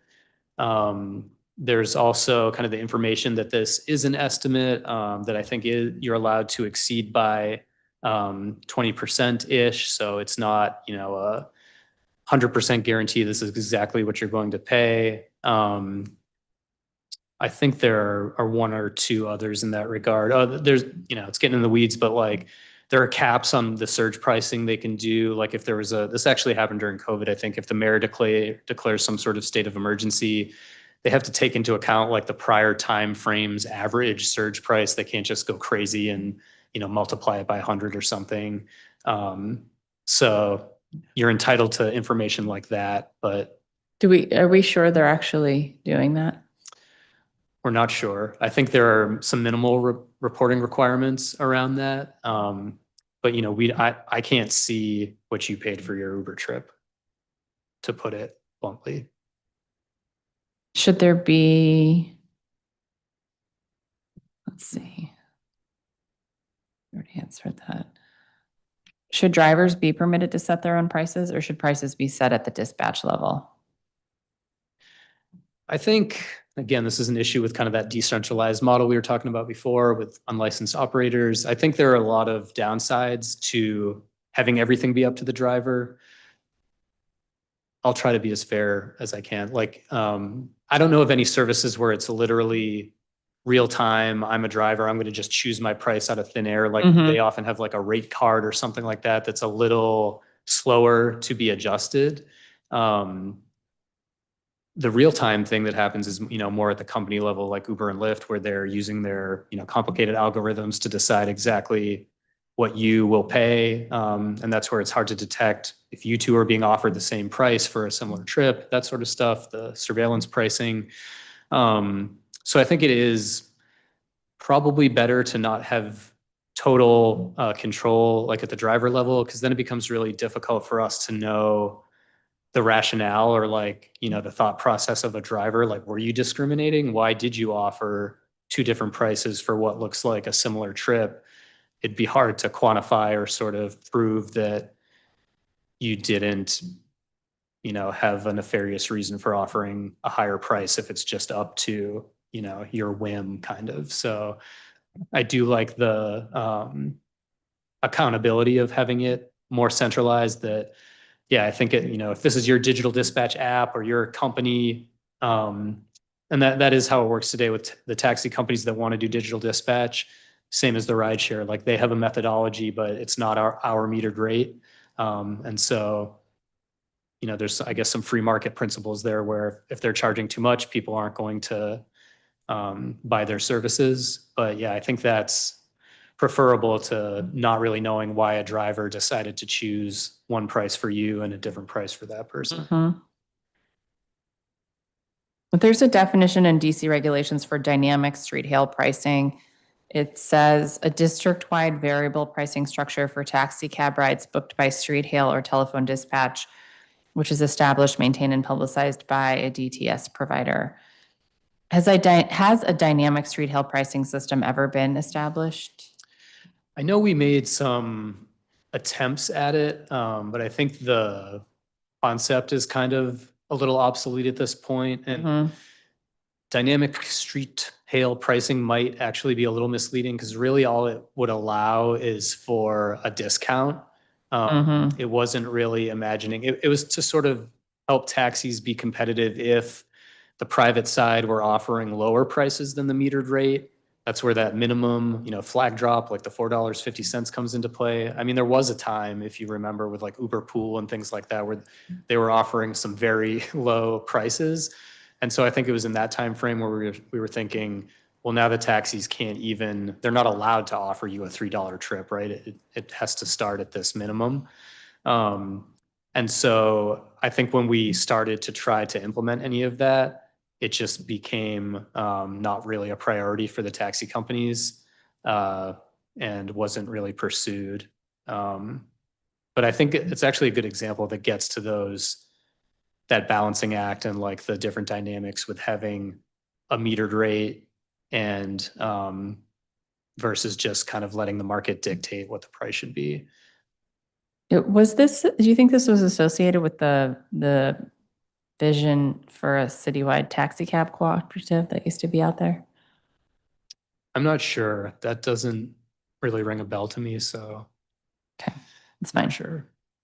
Okay, your testimony notes that neither taxis nor rideshare companies employ their drivers, but rideshare companies uniquely generate complaints about driver pay and treatment. Why do you think that is? I mean, to me, that's really all about pay. We obviously do get complaints from taxi drivers, but it's usually more technicalities about being paid on time, or, if this company is treating me fairly or excluding me. I rarely hear about the taxi company doesn't give me my fair share of my income. We hear about that there's not enough business and I need more passengers to make my living.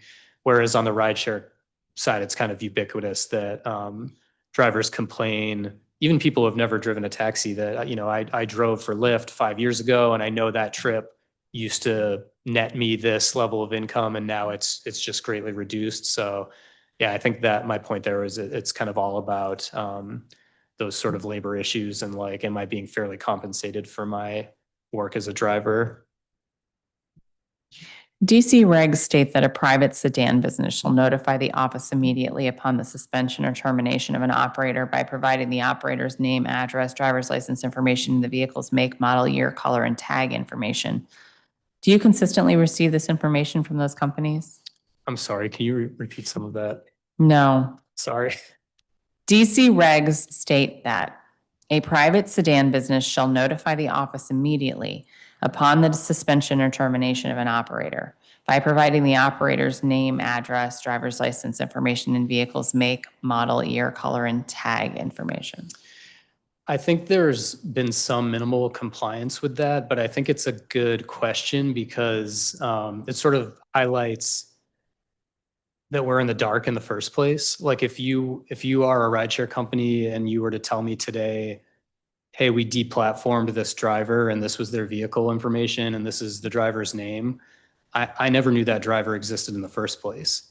So I don't know what I'm able to do with that information because I know so little about who your drivers and vehicles are today. It's totally self-reported. I would thank you for your diligence that you removed an inappropriate driver or something, but again, I never knew how many drivers you had and what vehicles they were driving. So I don't know what I can do with that information anyway, but I was told that, there's a range of compliance with that. But again, yeah, it's kind of just not useful information to me because I have no context for it. Or yesterday I didn't know that driver existed. Now you're telling me they don't drive for Lyft anymore. Okay. Okay. But it is your understanding that they should be telling you every time they deactivate someone. Yep. Yeah, that's in the statute. I'd like to dig into the definitions of different types of for-hire service and how you think we could best consolidate them. First, one clarifying question. The table in your presentation says that private sedan and private vehicle for hire are synonymous in DC code. I don't see how that's the case. There is a definition for sedan class vehicle, which starts with a public vehicle for hire that operates exclusively through digital dispatch. Are sedan class vehicles and private sedans two different things? They are two different things. However, sedan class is basically obsolete. I think that this gets to the patchwork and the kind of the many changes we made along the way. I think sedan class was actually trying to give the public vehicles for hire, the taxis, an option to operate like this new thing that was coming, the private rideshare, which today for rideshare, we're looking at digital dispatch service and private sedan business. So we use that private sedan terminology, which is kind of distinct from the public side. The Title 31 rewrite I alluded to will correct and remove the obsolete term, but yeah, it made sense probably in 2012 or around that time frame when we were trying to give an option for the taxis to operate in that new fashion, but now they have the option, a taxi company that has a digital dispatch, the private sedans they are dispatching with it are the taxis, but they need to comply with the private sedan rules, to do that version of for-hire service. Is there a need for us to define taxis and TNCs as two different classes of service in the law? I mean, I think today the law differentiates between the two, but my, thoughts and instinct around it are, where are the distinctions meaningful at this point and kind of what outcomes do we all actually want? And are these requirements and distinctions actually getting us there? Mhm. So when you think about affordability, I don't know what the outcomes of having these two separate required fare structures are. Or, just providing enough mobility. Does it make sense that a taxi can street hail, but an Uber can't? I think those are the distinctions that are required now, that need to be kind of interrogated and revisited. Okay, this is going to sound like a funny question, but what is a limousine? Well, I can tell you it's not necessarily like when you think of a limousine to the point of the vehicle, isn't that important? It's not like the stretch limo that, I don't know, maybe some high schooler took to prom recently. Like that isn't what makes a limousine for us. Everything we do is 9 passengers or less, including the driver, I believe. So it's really about, the easiest way to think of it is how they operate and charge the fare. So limousine luxury service, whether it's an L tag that's based in DC or an NDL outside of DC, it's prearranged, and the fare they're charging you is based off of time, not distance. So there's nothing like metering happening. You're saying, I am booking your black car or your limo for 2 hours. And that's how they are quoting you a price. And it's prearranged, it's not on demand. And then oddly enough, there actually are obscure color requirements, that these vehicles need to be black. And I have been told even the interior needs to be black, which is bizarre. Might sound familiar, but so again, back to kind of some. Do they have to be fully loaded? Okay, I went there. All right, so what's the purpose of defining black cars and luxury vehicles? That's a great question. I think of it as this is one of those things that this is the way we've always done it. The real functional differences, like I said, are that, okay, for some reason, you can only book a limo for a unit of time, and they're not allowed to charge you, factoring distance into the equation. I don't know why that's more appropriate for a fancier vehicle than a taxi or vice versa. I often question how luxury vehicles fit any of the 3 words in our agency's mission, like affordability, accessibility, and safety, because I think they're intended to kind of be a bit more expensive. But yeah, those are the functional differences that, the way they charge you, it's really not about what the vehicle, the number of passengers really, other than, it needs to be small enough actually to fit within our purview. I think at some point you would start qualifying as like a shuttle bus or, even transit if you can fit, 30 passengers or something like that. So, and then again, oddly enough, on the driver's side, if you drive a vehicle with an L tag, which is a DC like luxury class, you do need your Face ID to do that as well. To do the non-district limo equivalent, that's kind of the reciprocity we have, where you can use your equivalent from the Public Service Commission in another state that has your kind of for-hire vehicle driver license. You don't have to get a Face ID with us, and your vehicle's registered in that jurisdiction. But yeah, I think these questions and looking at it at this point in time, there's a lot of it that it's unclear the why behind what is required. Okay, we're about halfway through. Do you need a break? I'm good. Okay, awesome. Briefly back to trip fares and prices. You said in testimony that a single fare structure should apply to all trips. What would this mean in practice? I don't know what the structure should be, just that, again, I can't defend why taxis need to use the metered rate and, kind of the elements we talked about with that, like how that may or may not contribute to a driver's income or affordability for a passenger. And yet we have the very same activity that the fare structure is just totally open, with less kind of transparency around it as well. I do think, taxis, it would be better with upfront estimates. But if you are mathematically inclined, you can look in the window of any taxi and see how the fare is calculated. If you know how many eighths of a mile you're going to travel and maybe, the relative time you think the trip's going to cost, and then you add in some extra things, you could calculate what the fare should be, and your receipt will explain it. But you're trusting Uber and Lyft that, you agree up front, but they're not telling you exactly. They itemize some things like DC charged you this tax or something, but you're sort of trusting their algorithm is fair, and they're pricing what the market warrants, I guess. So I just think one structure should apply to everyone. Do you think those deeply subsidized and discounted fares that companies offered has hurt fair competition in the market? Sorry, can you repeat that? Yeah, you're talking about when they came onto the market, so TNCs. Okay. Do you think those deeply subsidized and discounted fares that TNC companies offered has hurt fair competition in the market?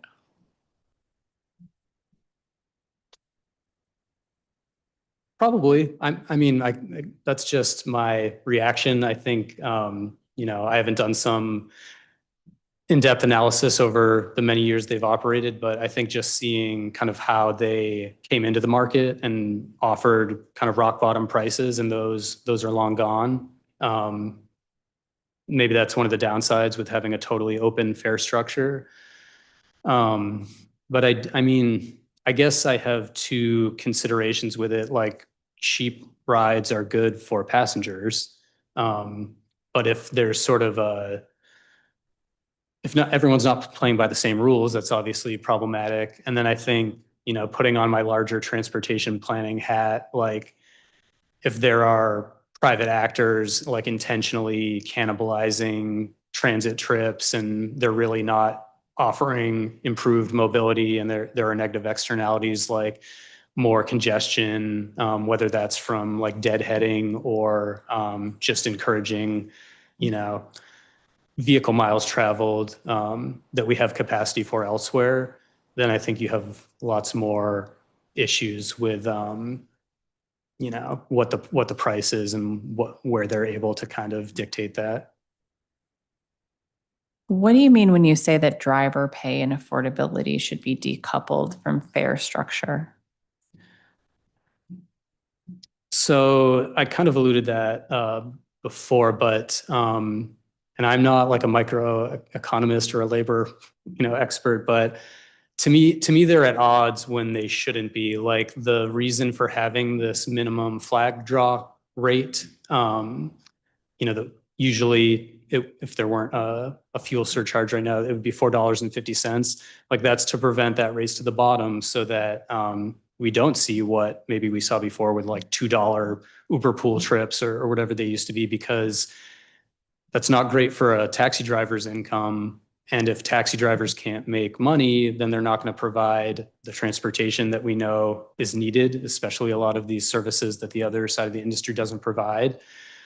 So that's a good reason to have some structure around the fare and like some guardrails, I guess. But the other side of that, I guess, is if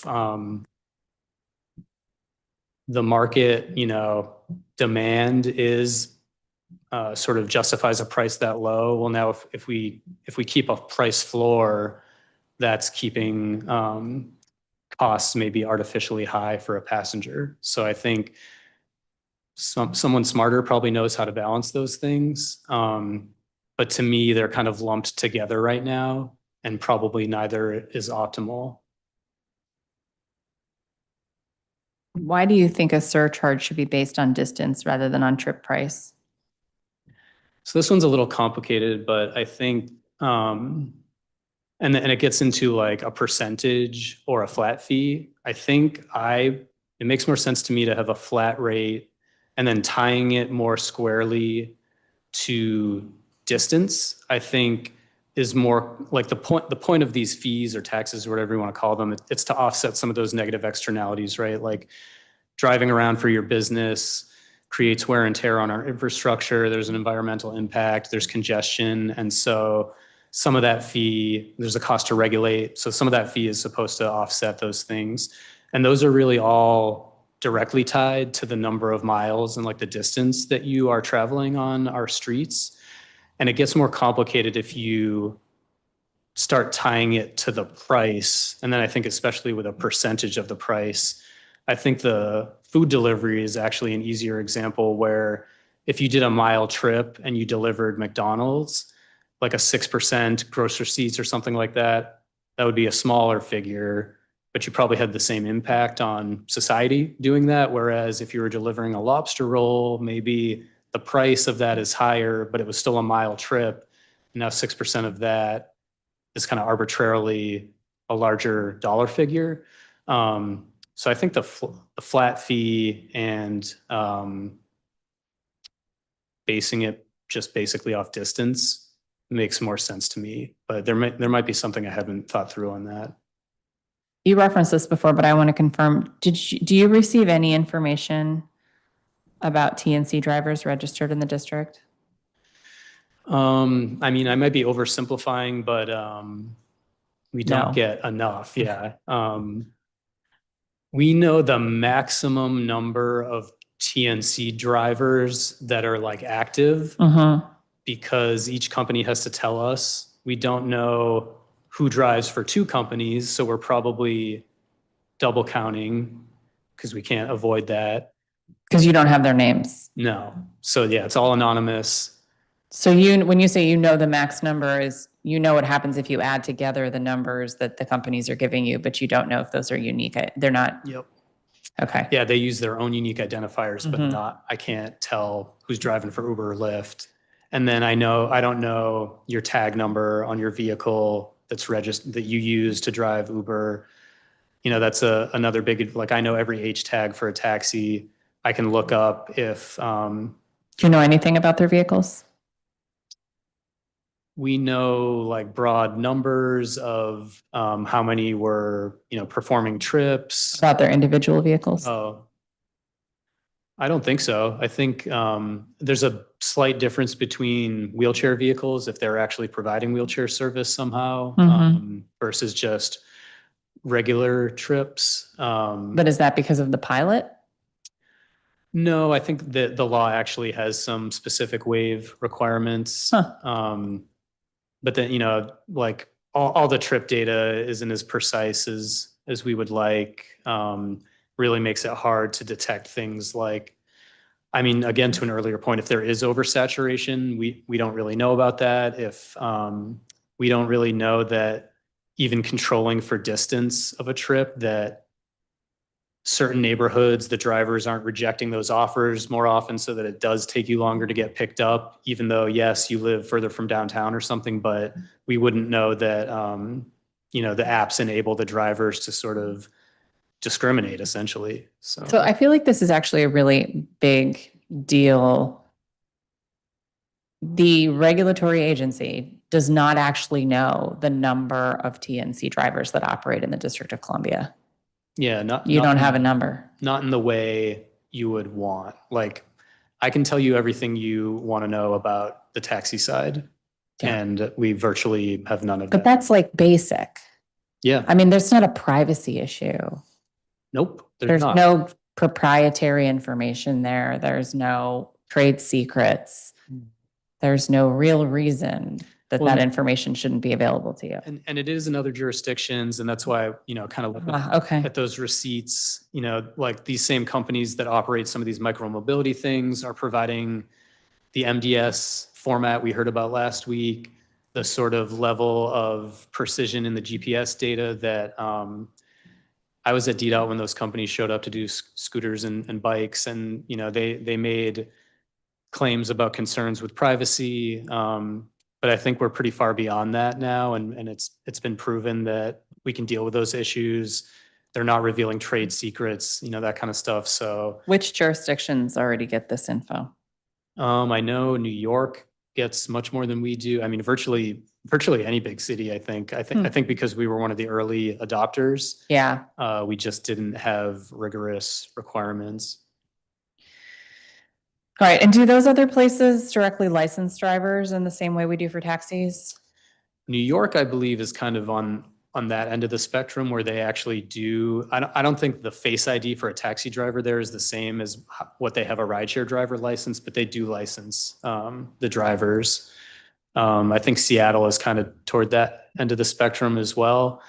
And that's another one, again, if it just me thinking you could have different categories. Maybe there's a reason for some of that. Maybe one category can do street hails, one can't. But today it's night and day for us. We know a lot about one side and not about the other. I'm not arguing to make every Uber driver get a Face ID. So it could be something that's more universal in between the two ends of that spectrum. But yeah, it's kind of all or nothing right now where we get a whole lot from taxi drivers and virtually nothing from the rideshare driver. Do you think that all for-hire operators should be required to have some sort of Face ID license?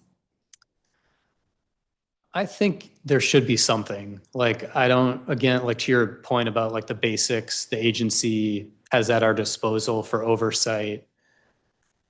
Like Uber or Lyft tells us, yes, like all our drivers on our platform are licensed with us, but I don't know Right. anything about that. So Yes, you'll take their word for yeah, it. they have a license, their version of a license, but not anything that the government kind of, we just regulate them at the company level. We ensure, and it is very much, vetted and documented that they have the required processes in place, right? So we know that they use this vendor to do the background checks, and they have these protocols to verify these things. So that's what the law requires for us to verify when they ask for their operating authority. Do you think that, is it more important for you to have records on vehicles or drivers? I think they're both important. We know a lot of safety compliance things that are tied to the vehicle. Like I think of automated traffic enforcement. Again, like knowing every H tag for a taxi, I can see if a driver, maybe they're paying their fines, but we don't want a driver getting, numerous photo enforcement tickets for speeding or red lights or things like that. So those things are linked to the vehicle. And I'm not getting any tag numbers from Uber or Lyft. So, I mean, I think that's one kind of glaring thing to me where I would love to know if that vehicle has a history of dangerous activity. In the ride sharing system, the driver on the app is supposed to be tied to a specific vehicle that they're using. So I would like to know things about the driver as well. Today I can find out if, aside from a driver's Face ID as a taxi driver, well, what about your driver license? So I can ask the DMV, hey, that guy didn't lose his license for a DUI, which, has nothing to do with his Face ID, but obviously he shouldn't be driving any vehicle if his driver's license suspended. Like we can do all that stuff on the taxi side. We can't do it on the private side. Your testimony indicates you support higher quality data standards for all companies. Would you support adoption of mobility data specifications as we heard about last week? Yeah, I mean, I think it's a logical format to use. Honestly, not to toot our own horns, no pun intended, but on the taxi side, like we wouldn't be getting any new information from like that specification. But I don't see how it would hurt. It might be a cost to the agency to reformat how we take in that data. But I understand the desire for like the standardization and being able to, like, and again, DDOT gets that data for these shared bikes and scooters in that format. Like, it'd be nice to have a standard to compare like all this transportation planning data all across the board and across cities even. So I think we kind of have the law required this, limited but pretty specialized format for the ride sharing companies in the little data they do provide, and that's totally unique to here. So having one standard, I think, would be a good thing. Do you know what data regional airports receive that DFHV doesn't?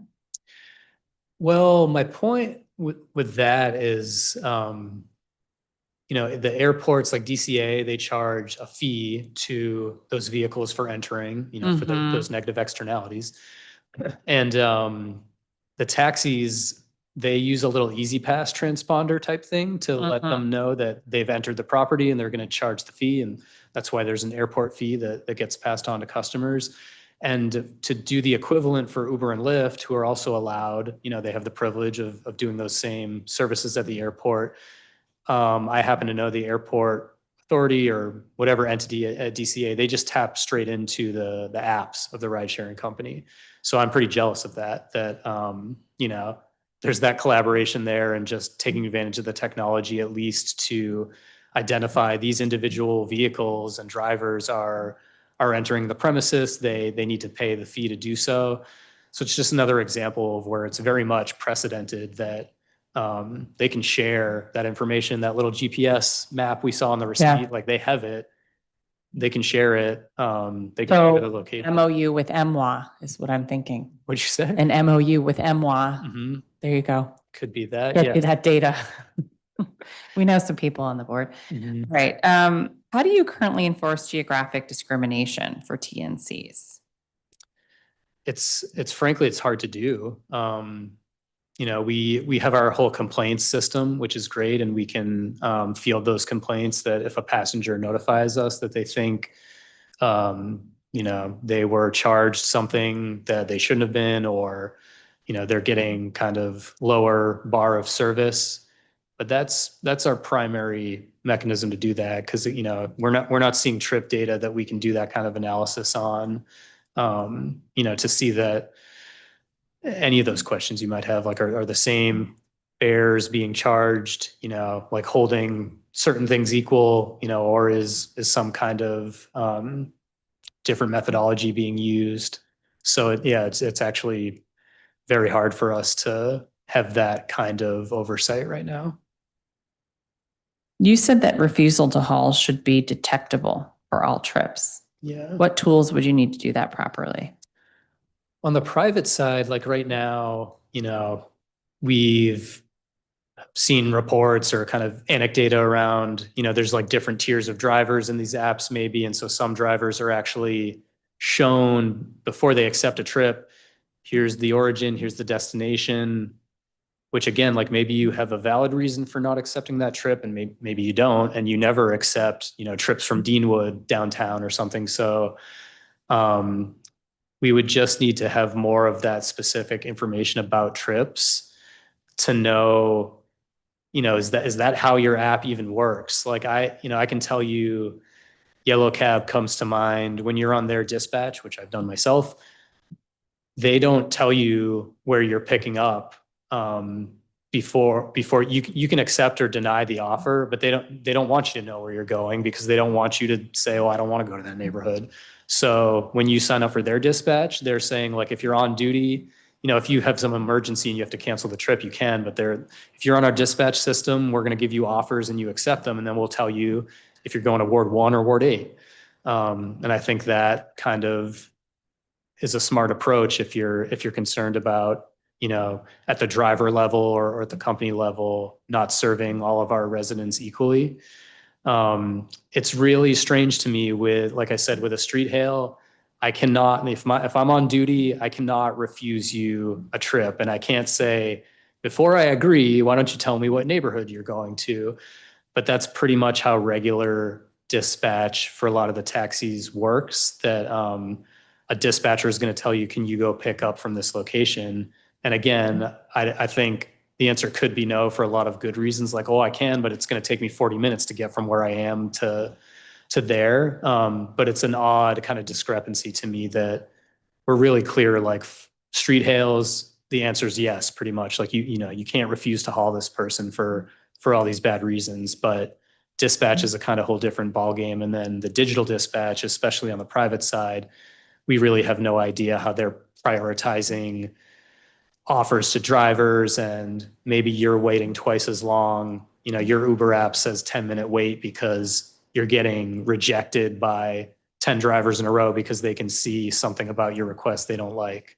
So that's the kind of stuff I wish we had access to. We heard testimony last week about DFHV's lack of involvement if a driver feels they have been wrongfully terminated. Do you think you should be granted some kind of role in appeals from drivers? It would be interesting if we had a role to play there. We certainly play more of a role in that regard on the taxi side. Through our complaints process, we definitely hear about,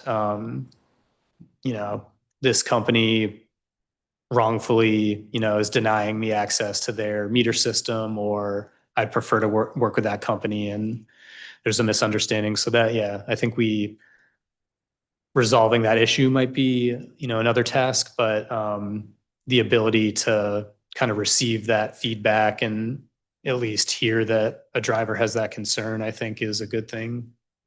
What insurance are taxis and TNC companies currently required to hold? So there's pretty big gap in the insurance requirements. I think on the taxi side, it's another one of those vestiges that it is what it's always has been. So it's around $50,000, I think, is their coverage. And then it's more complicated on the rideshare side, where I think we heard last week, when they're engaged in a trip with a passenger, I think that's where that $1 million liability coverage comes in, versus a lower level requirement when they're logged into the app. Maybe they're en route to a pickup, but they don't actually have the passenger in there. But I'm the first to admit that it's pretty uneven. Again, not level playing field on the taxi side and the rideshare side. And I'm not sure if the rationale ties back to some of those requirements, like, are there lower insurance requirements because of the more rigorous Face ID standards and vehicle inspection standards, that, the things we can feel confident about a taxi and a taxi driver versus the lack of information we have about a rideshare driver and vehicle? I'm not sure if that was factored in.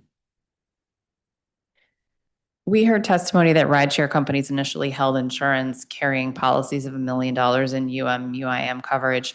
And then during the COVID-19 pandemic, they canceled UIM coverage and reduced their coverage to a minimal amount. Do you think that for-hire operators should be required to hold UM/UIM coverage? That was actually a new topic to me. And at first I thought the witness was implying that the insurance requirements overall were reduced like in that fashion, which would have been a shock to me, because I don't think that's the case. But specifically for this uninsured motorist piece, that's kind of a less familiar topic for me. And I guess, I mean, we work with DSB a lot to understand these things, but if that is sort of like separated out from the general liability and less covered in the event of an uninsured motorist, I think we want these drivers and operators and companies to be covered for the right things. So I wasn't under the impression that was excluded somehow, but if it is, I think it shouldn't be. Well, would you be able to establish that in rulemaking, or would we need to change the law? It might need to be something in legislation that goes further than what the current does, because I really don't recall that being sort of spelled out in the current statute.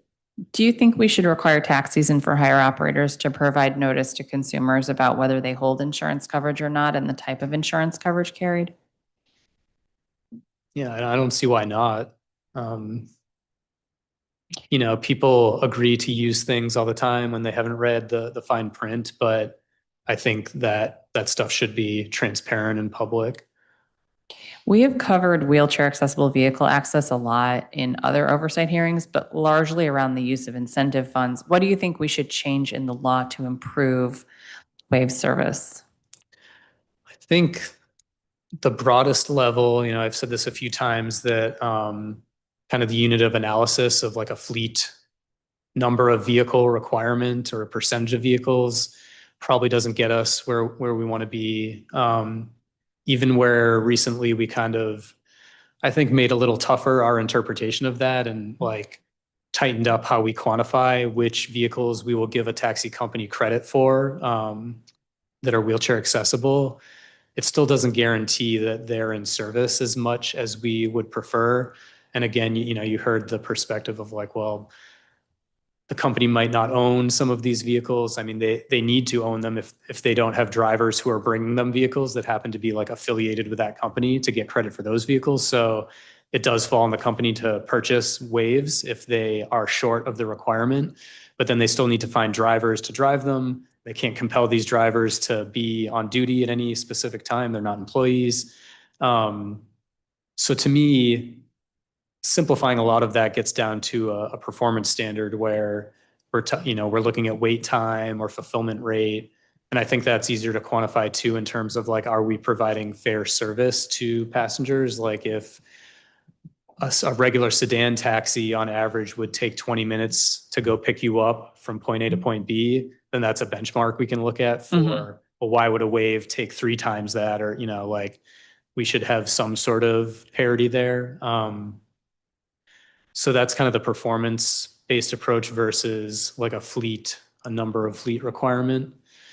But what we've learned from the pilots, which, you know, we've talked about, is just providing trip completion incentives or hourly rate isn't going to move the needle enough among the drivers who are out there. So we did a request for information to kind of treat it more like, let's encourage or even incubate a new taxi company that really has the wave capacity we think might be warranted given demand out there. And again, have the performance standards in place where you need to be able to 24/7 have your average wait time be X, have your fulfillment rate be 99% or whatever it is. And you, operator, tell us like what that would cost. Maybe it's a different model where you do have employees as drivers to guarantee, you know, you pay them whatever wage that makes it worth their time. If these like trip completion incentives aren't the way to do that. That's basically what we learned from the responses to that RFI was like, you're never going to get the existing taxi drivers to, if they don't own a wave, put aside the taxi they do own and now start renting a wave from a company. And every time they actually do a wave trip, you'll give them $10 extra that, you know, that they would have made, or, you know, it's hard to crack this nut like with that approach. So that's why I'm hoping, you know, we should hold the companies accountable with that performance standard, but we're moving toward an RFP approach where I want to find out, and honestly, from what we've learned, I think the funding in the pilot might actually be adequate, that we don't have to start with 50 vehicles. You know, they're not going to be inundated with requests at 3 a.m. on, you know, every weekday. So we can kind of scale up. And there is capacity among operators who are already here doing other things, you know, whether it be metro access trips or things like that. They're just not taxis. So that's kind of my, you know, attempt at innovating is, why don't you become a taxi company and do the taxi service that I know people like Miss Mac and others are kind of clamoring for? That it's great that some of these programs exist, but I just want fair treatment from the taxi companies that are out there. So, you know, I take to heart that the companies kind of warn us that like, we're private companies. This is a tough business. Our drivers are struggling. We're struggling. So there's a risk in sort of putting too much responsibility on them to provide accessible like surface transportation to people. But while they're here, I think we can help them do it. I want them to be here for the long haul. And I think we've basically learned through these pilots that just kind of dangling a carrot in front of some of the drivers that isn't, you know, guaranteed for forever, like isn't going to get us there. And so we're hoping with an RFP approach, we'll find an operator that figures out, like, given what we're already doing in DC, we could take on this extra responsibility and make it economically worthwhile for them and actually provide the level of service that we want people in wheelchairs to have access to. Great. Does DFHV have a role in regulating autonomous vehicles if they are running passenger revenue service?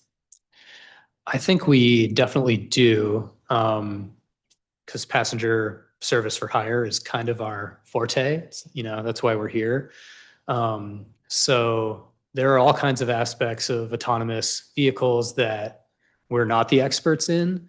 And thankfully, DDOT is kind of in the driver's seat of that kind of stuff. So they're the ones, I think of it like the way DMV today decides if your vehicle is kind of street legal and roadworthy and that kind of stuff. Like that's the role that we've all anticipated for DDOT. And they have lots of staff who are working on that kind of thing.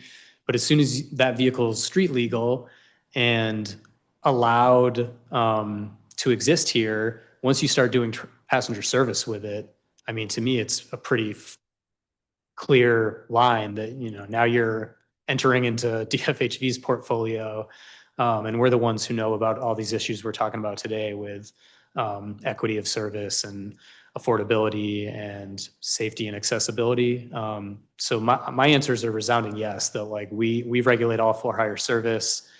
The chart I shared earlier doesn't get into autonomous operation yet, but other than the fact that there's no driver in there and a couple other quirks, like I mentioned earlier, for for-hire service, for ride sharing, surge pricing is a thing today, right? Which again, we can't prove this actually works, but they raise the price to attract more drivers to meet the demand that might be spiking. With a fixed fleet of vehicles, like our for-hire perspective, I think something that maybe another agency might not consider is, well, why should they be doing surge pricing if we have a fixed fleet of vehicles? They literally can't bring in more capacity to meet the demand. So that's kind of like a for-hire thing that I think we're well suited to think through. So yeah, to me, we regulate for-hire service, so that should include driverless versions of it. Do you have thoughts on whether AVs should be held to a hybrid model where they're offered on a system that is mixed in with human drivers? I guess I don't feel strongly about what should be required in that regard. I think we heard that that's just likely anyway from Uber and Lyft. And, if you have human drivers today, you're not going to be able to phase them out immediately if that's what they're planning to do. That's not the position Waymo's in because they've never had any human drivers. And I think it's becoming clear that those companies are, in more direct competition, and maybe they're not going to partner with each other so much as, they've done in other jurisdictions in the recent past. The AV companies like to talk about any driver jobs that are lost. There's other opportunities with like fleet management and the remote operators. I'm not really sure that it's not going to be a one-to-one replacement of driver jobs. But I think like the hybrid approach for the companies that have been doing ride sharing for years, like that's what they're naturally going to do anyway. I think it's nice that, there are going to be passengers who don't want an AV ever. I think that's actually an advantage on the taxi side, that taxis might enter into partnerships as well, but like these local taxi companies aren't funding, manufacturing of autonomous vehicles that are purpose built for their taxi business. So they're going to have human drivers. So that I think that'll be a nice option for passengers, including those that especially need human assistance, like if you're in a wheelchair. So that's an upside, I think, of kind of making sure that there are some human drivers out there, in the future. But yeah, I think that's kind of the way the companies are planning to operate now, if they have human drivers today. What existing rules that human operators are required to follow should definitely apply to AVs? That's a good question for where there is literally no driver. But I mean, I think of some of the like common sense things that it's not going to be the driver performing it in an AV, but a requirement that needs to be there. Like when these vehicles need to actually interact with a real live police officer or law enforcement, like there's not sort of a requirement that needs to be put on a human in a Waymo, but the vehicle needs to be able to comply the same way. So I think a lot of stuff that a driver does today, like the vehicle will need to do. I don't know what may apply to some of like the remote operations where there is a human in some, office with screens somewhere where they're monitoring, several vehicles and addressing issues that need some intervention, like the door was left open and now the AV is just sitting there because it can't proceed. So they might have some vetting that needs to be done to make sure they are safe to do that function. But that one's actually stumping me a little bit because knowing the human driver is not going to be part of that equation. The other thing that comes to mind though is just accessibility, where short of some very rapid like physical technology to secure someone in a wheelchair without a human to help do that, like that's a role that needs to happen still. So we've seen AVs piloting places. There's a company called May Mobility that I think is one of the front runners that they're actually prioritizing wheelchair trips in AVs, and in some larger vehicles that are maybe doing more of a microtransit function, or like a shuttle thing. We actually went to US DOT demo where they showed a device, kind of a clamp almost, I would say, that like is an attempt at securing a wheelchair without a human needing to help. So those are important roles, obviously, that a human does today. And I know our accessibility stakeholders are just super, vigilant about that. Are you going to launch AVs in only a certain geographic location? Are they not going to be offered to me because you don't have a solution for wheelchair service yet? Maybe they just need to offer the human version of it simultaneously, but I think that gets into this, the separate but equal thing we've talked about before, where, why don't I get access to the same, basically the same service that anyone else does? And you heard the optimism from Olivia last week around like, I do get discriminated against by humans today where they mistake my service animal for a pet, or, they just kind of see me, see my scenario and then move on. So that, I don't want them to have misplaced optimism about how AVs could help improve those things if, the AV companies are going to take this position that we can't start off doing those hard things. Like, let us figure that out later. Mm-hmm. Do you think the initial rollout of AVs should prioritize currently underserved areas or communities? That makes a lot of sense to me. I mean, I think there's some open question about, like I said earlier, like, what problem are you solving in the first place? Like, are you filling a gap in transportation? And an obvious gap could be underserved communities, whether that's just their geographic location. Let's add some value here. Sure, there's potential to have a big safety benefit. I hope that happens, but not to just pick on them. Like, I think we see a lot of new technologies or startups, and that's the request they come with, is like, let us scale up, let us start small. Can we just start downtown? Things like that, where there's some obvious equity concerns with that. So to me, I would be trying to sell, my value and saying like, well, there's actually, a transportation benefit we can bring. We're not just trying to selfishly test our technology and establish a foothold or something. Like, yeah, why wouldn't we start somewhere that it's harder to get a taxi, maybe it's harder to get a lift. So that makes sense to me. Okay.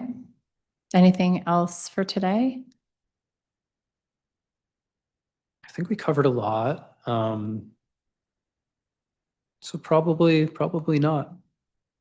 Okay. Those are all the questions that I have for you.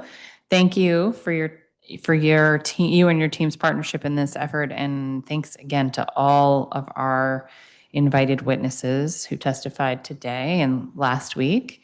If anyone listening wants to submit written testimony on the important topics we discussed in today's roundtable, please do so via the council's hearing management system at lims.dccouncil.gov/hearings.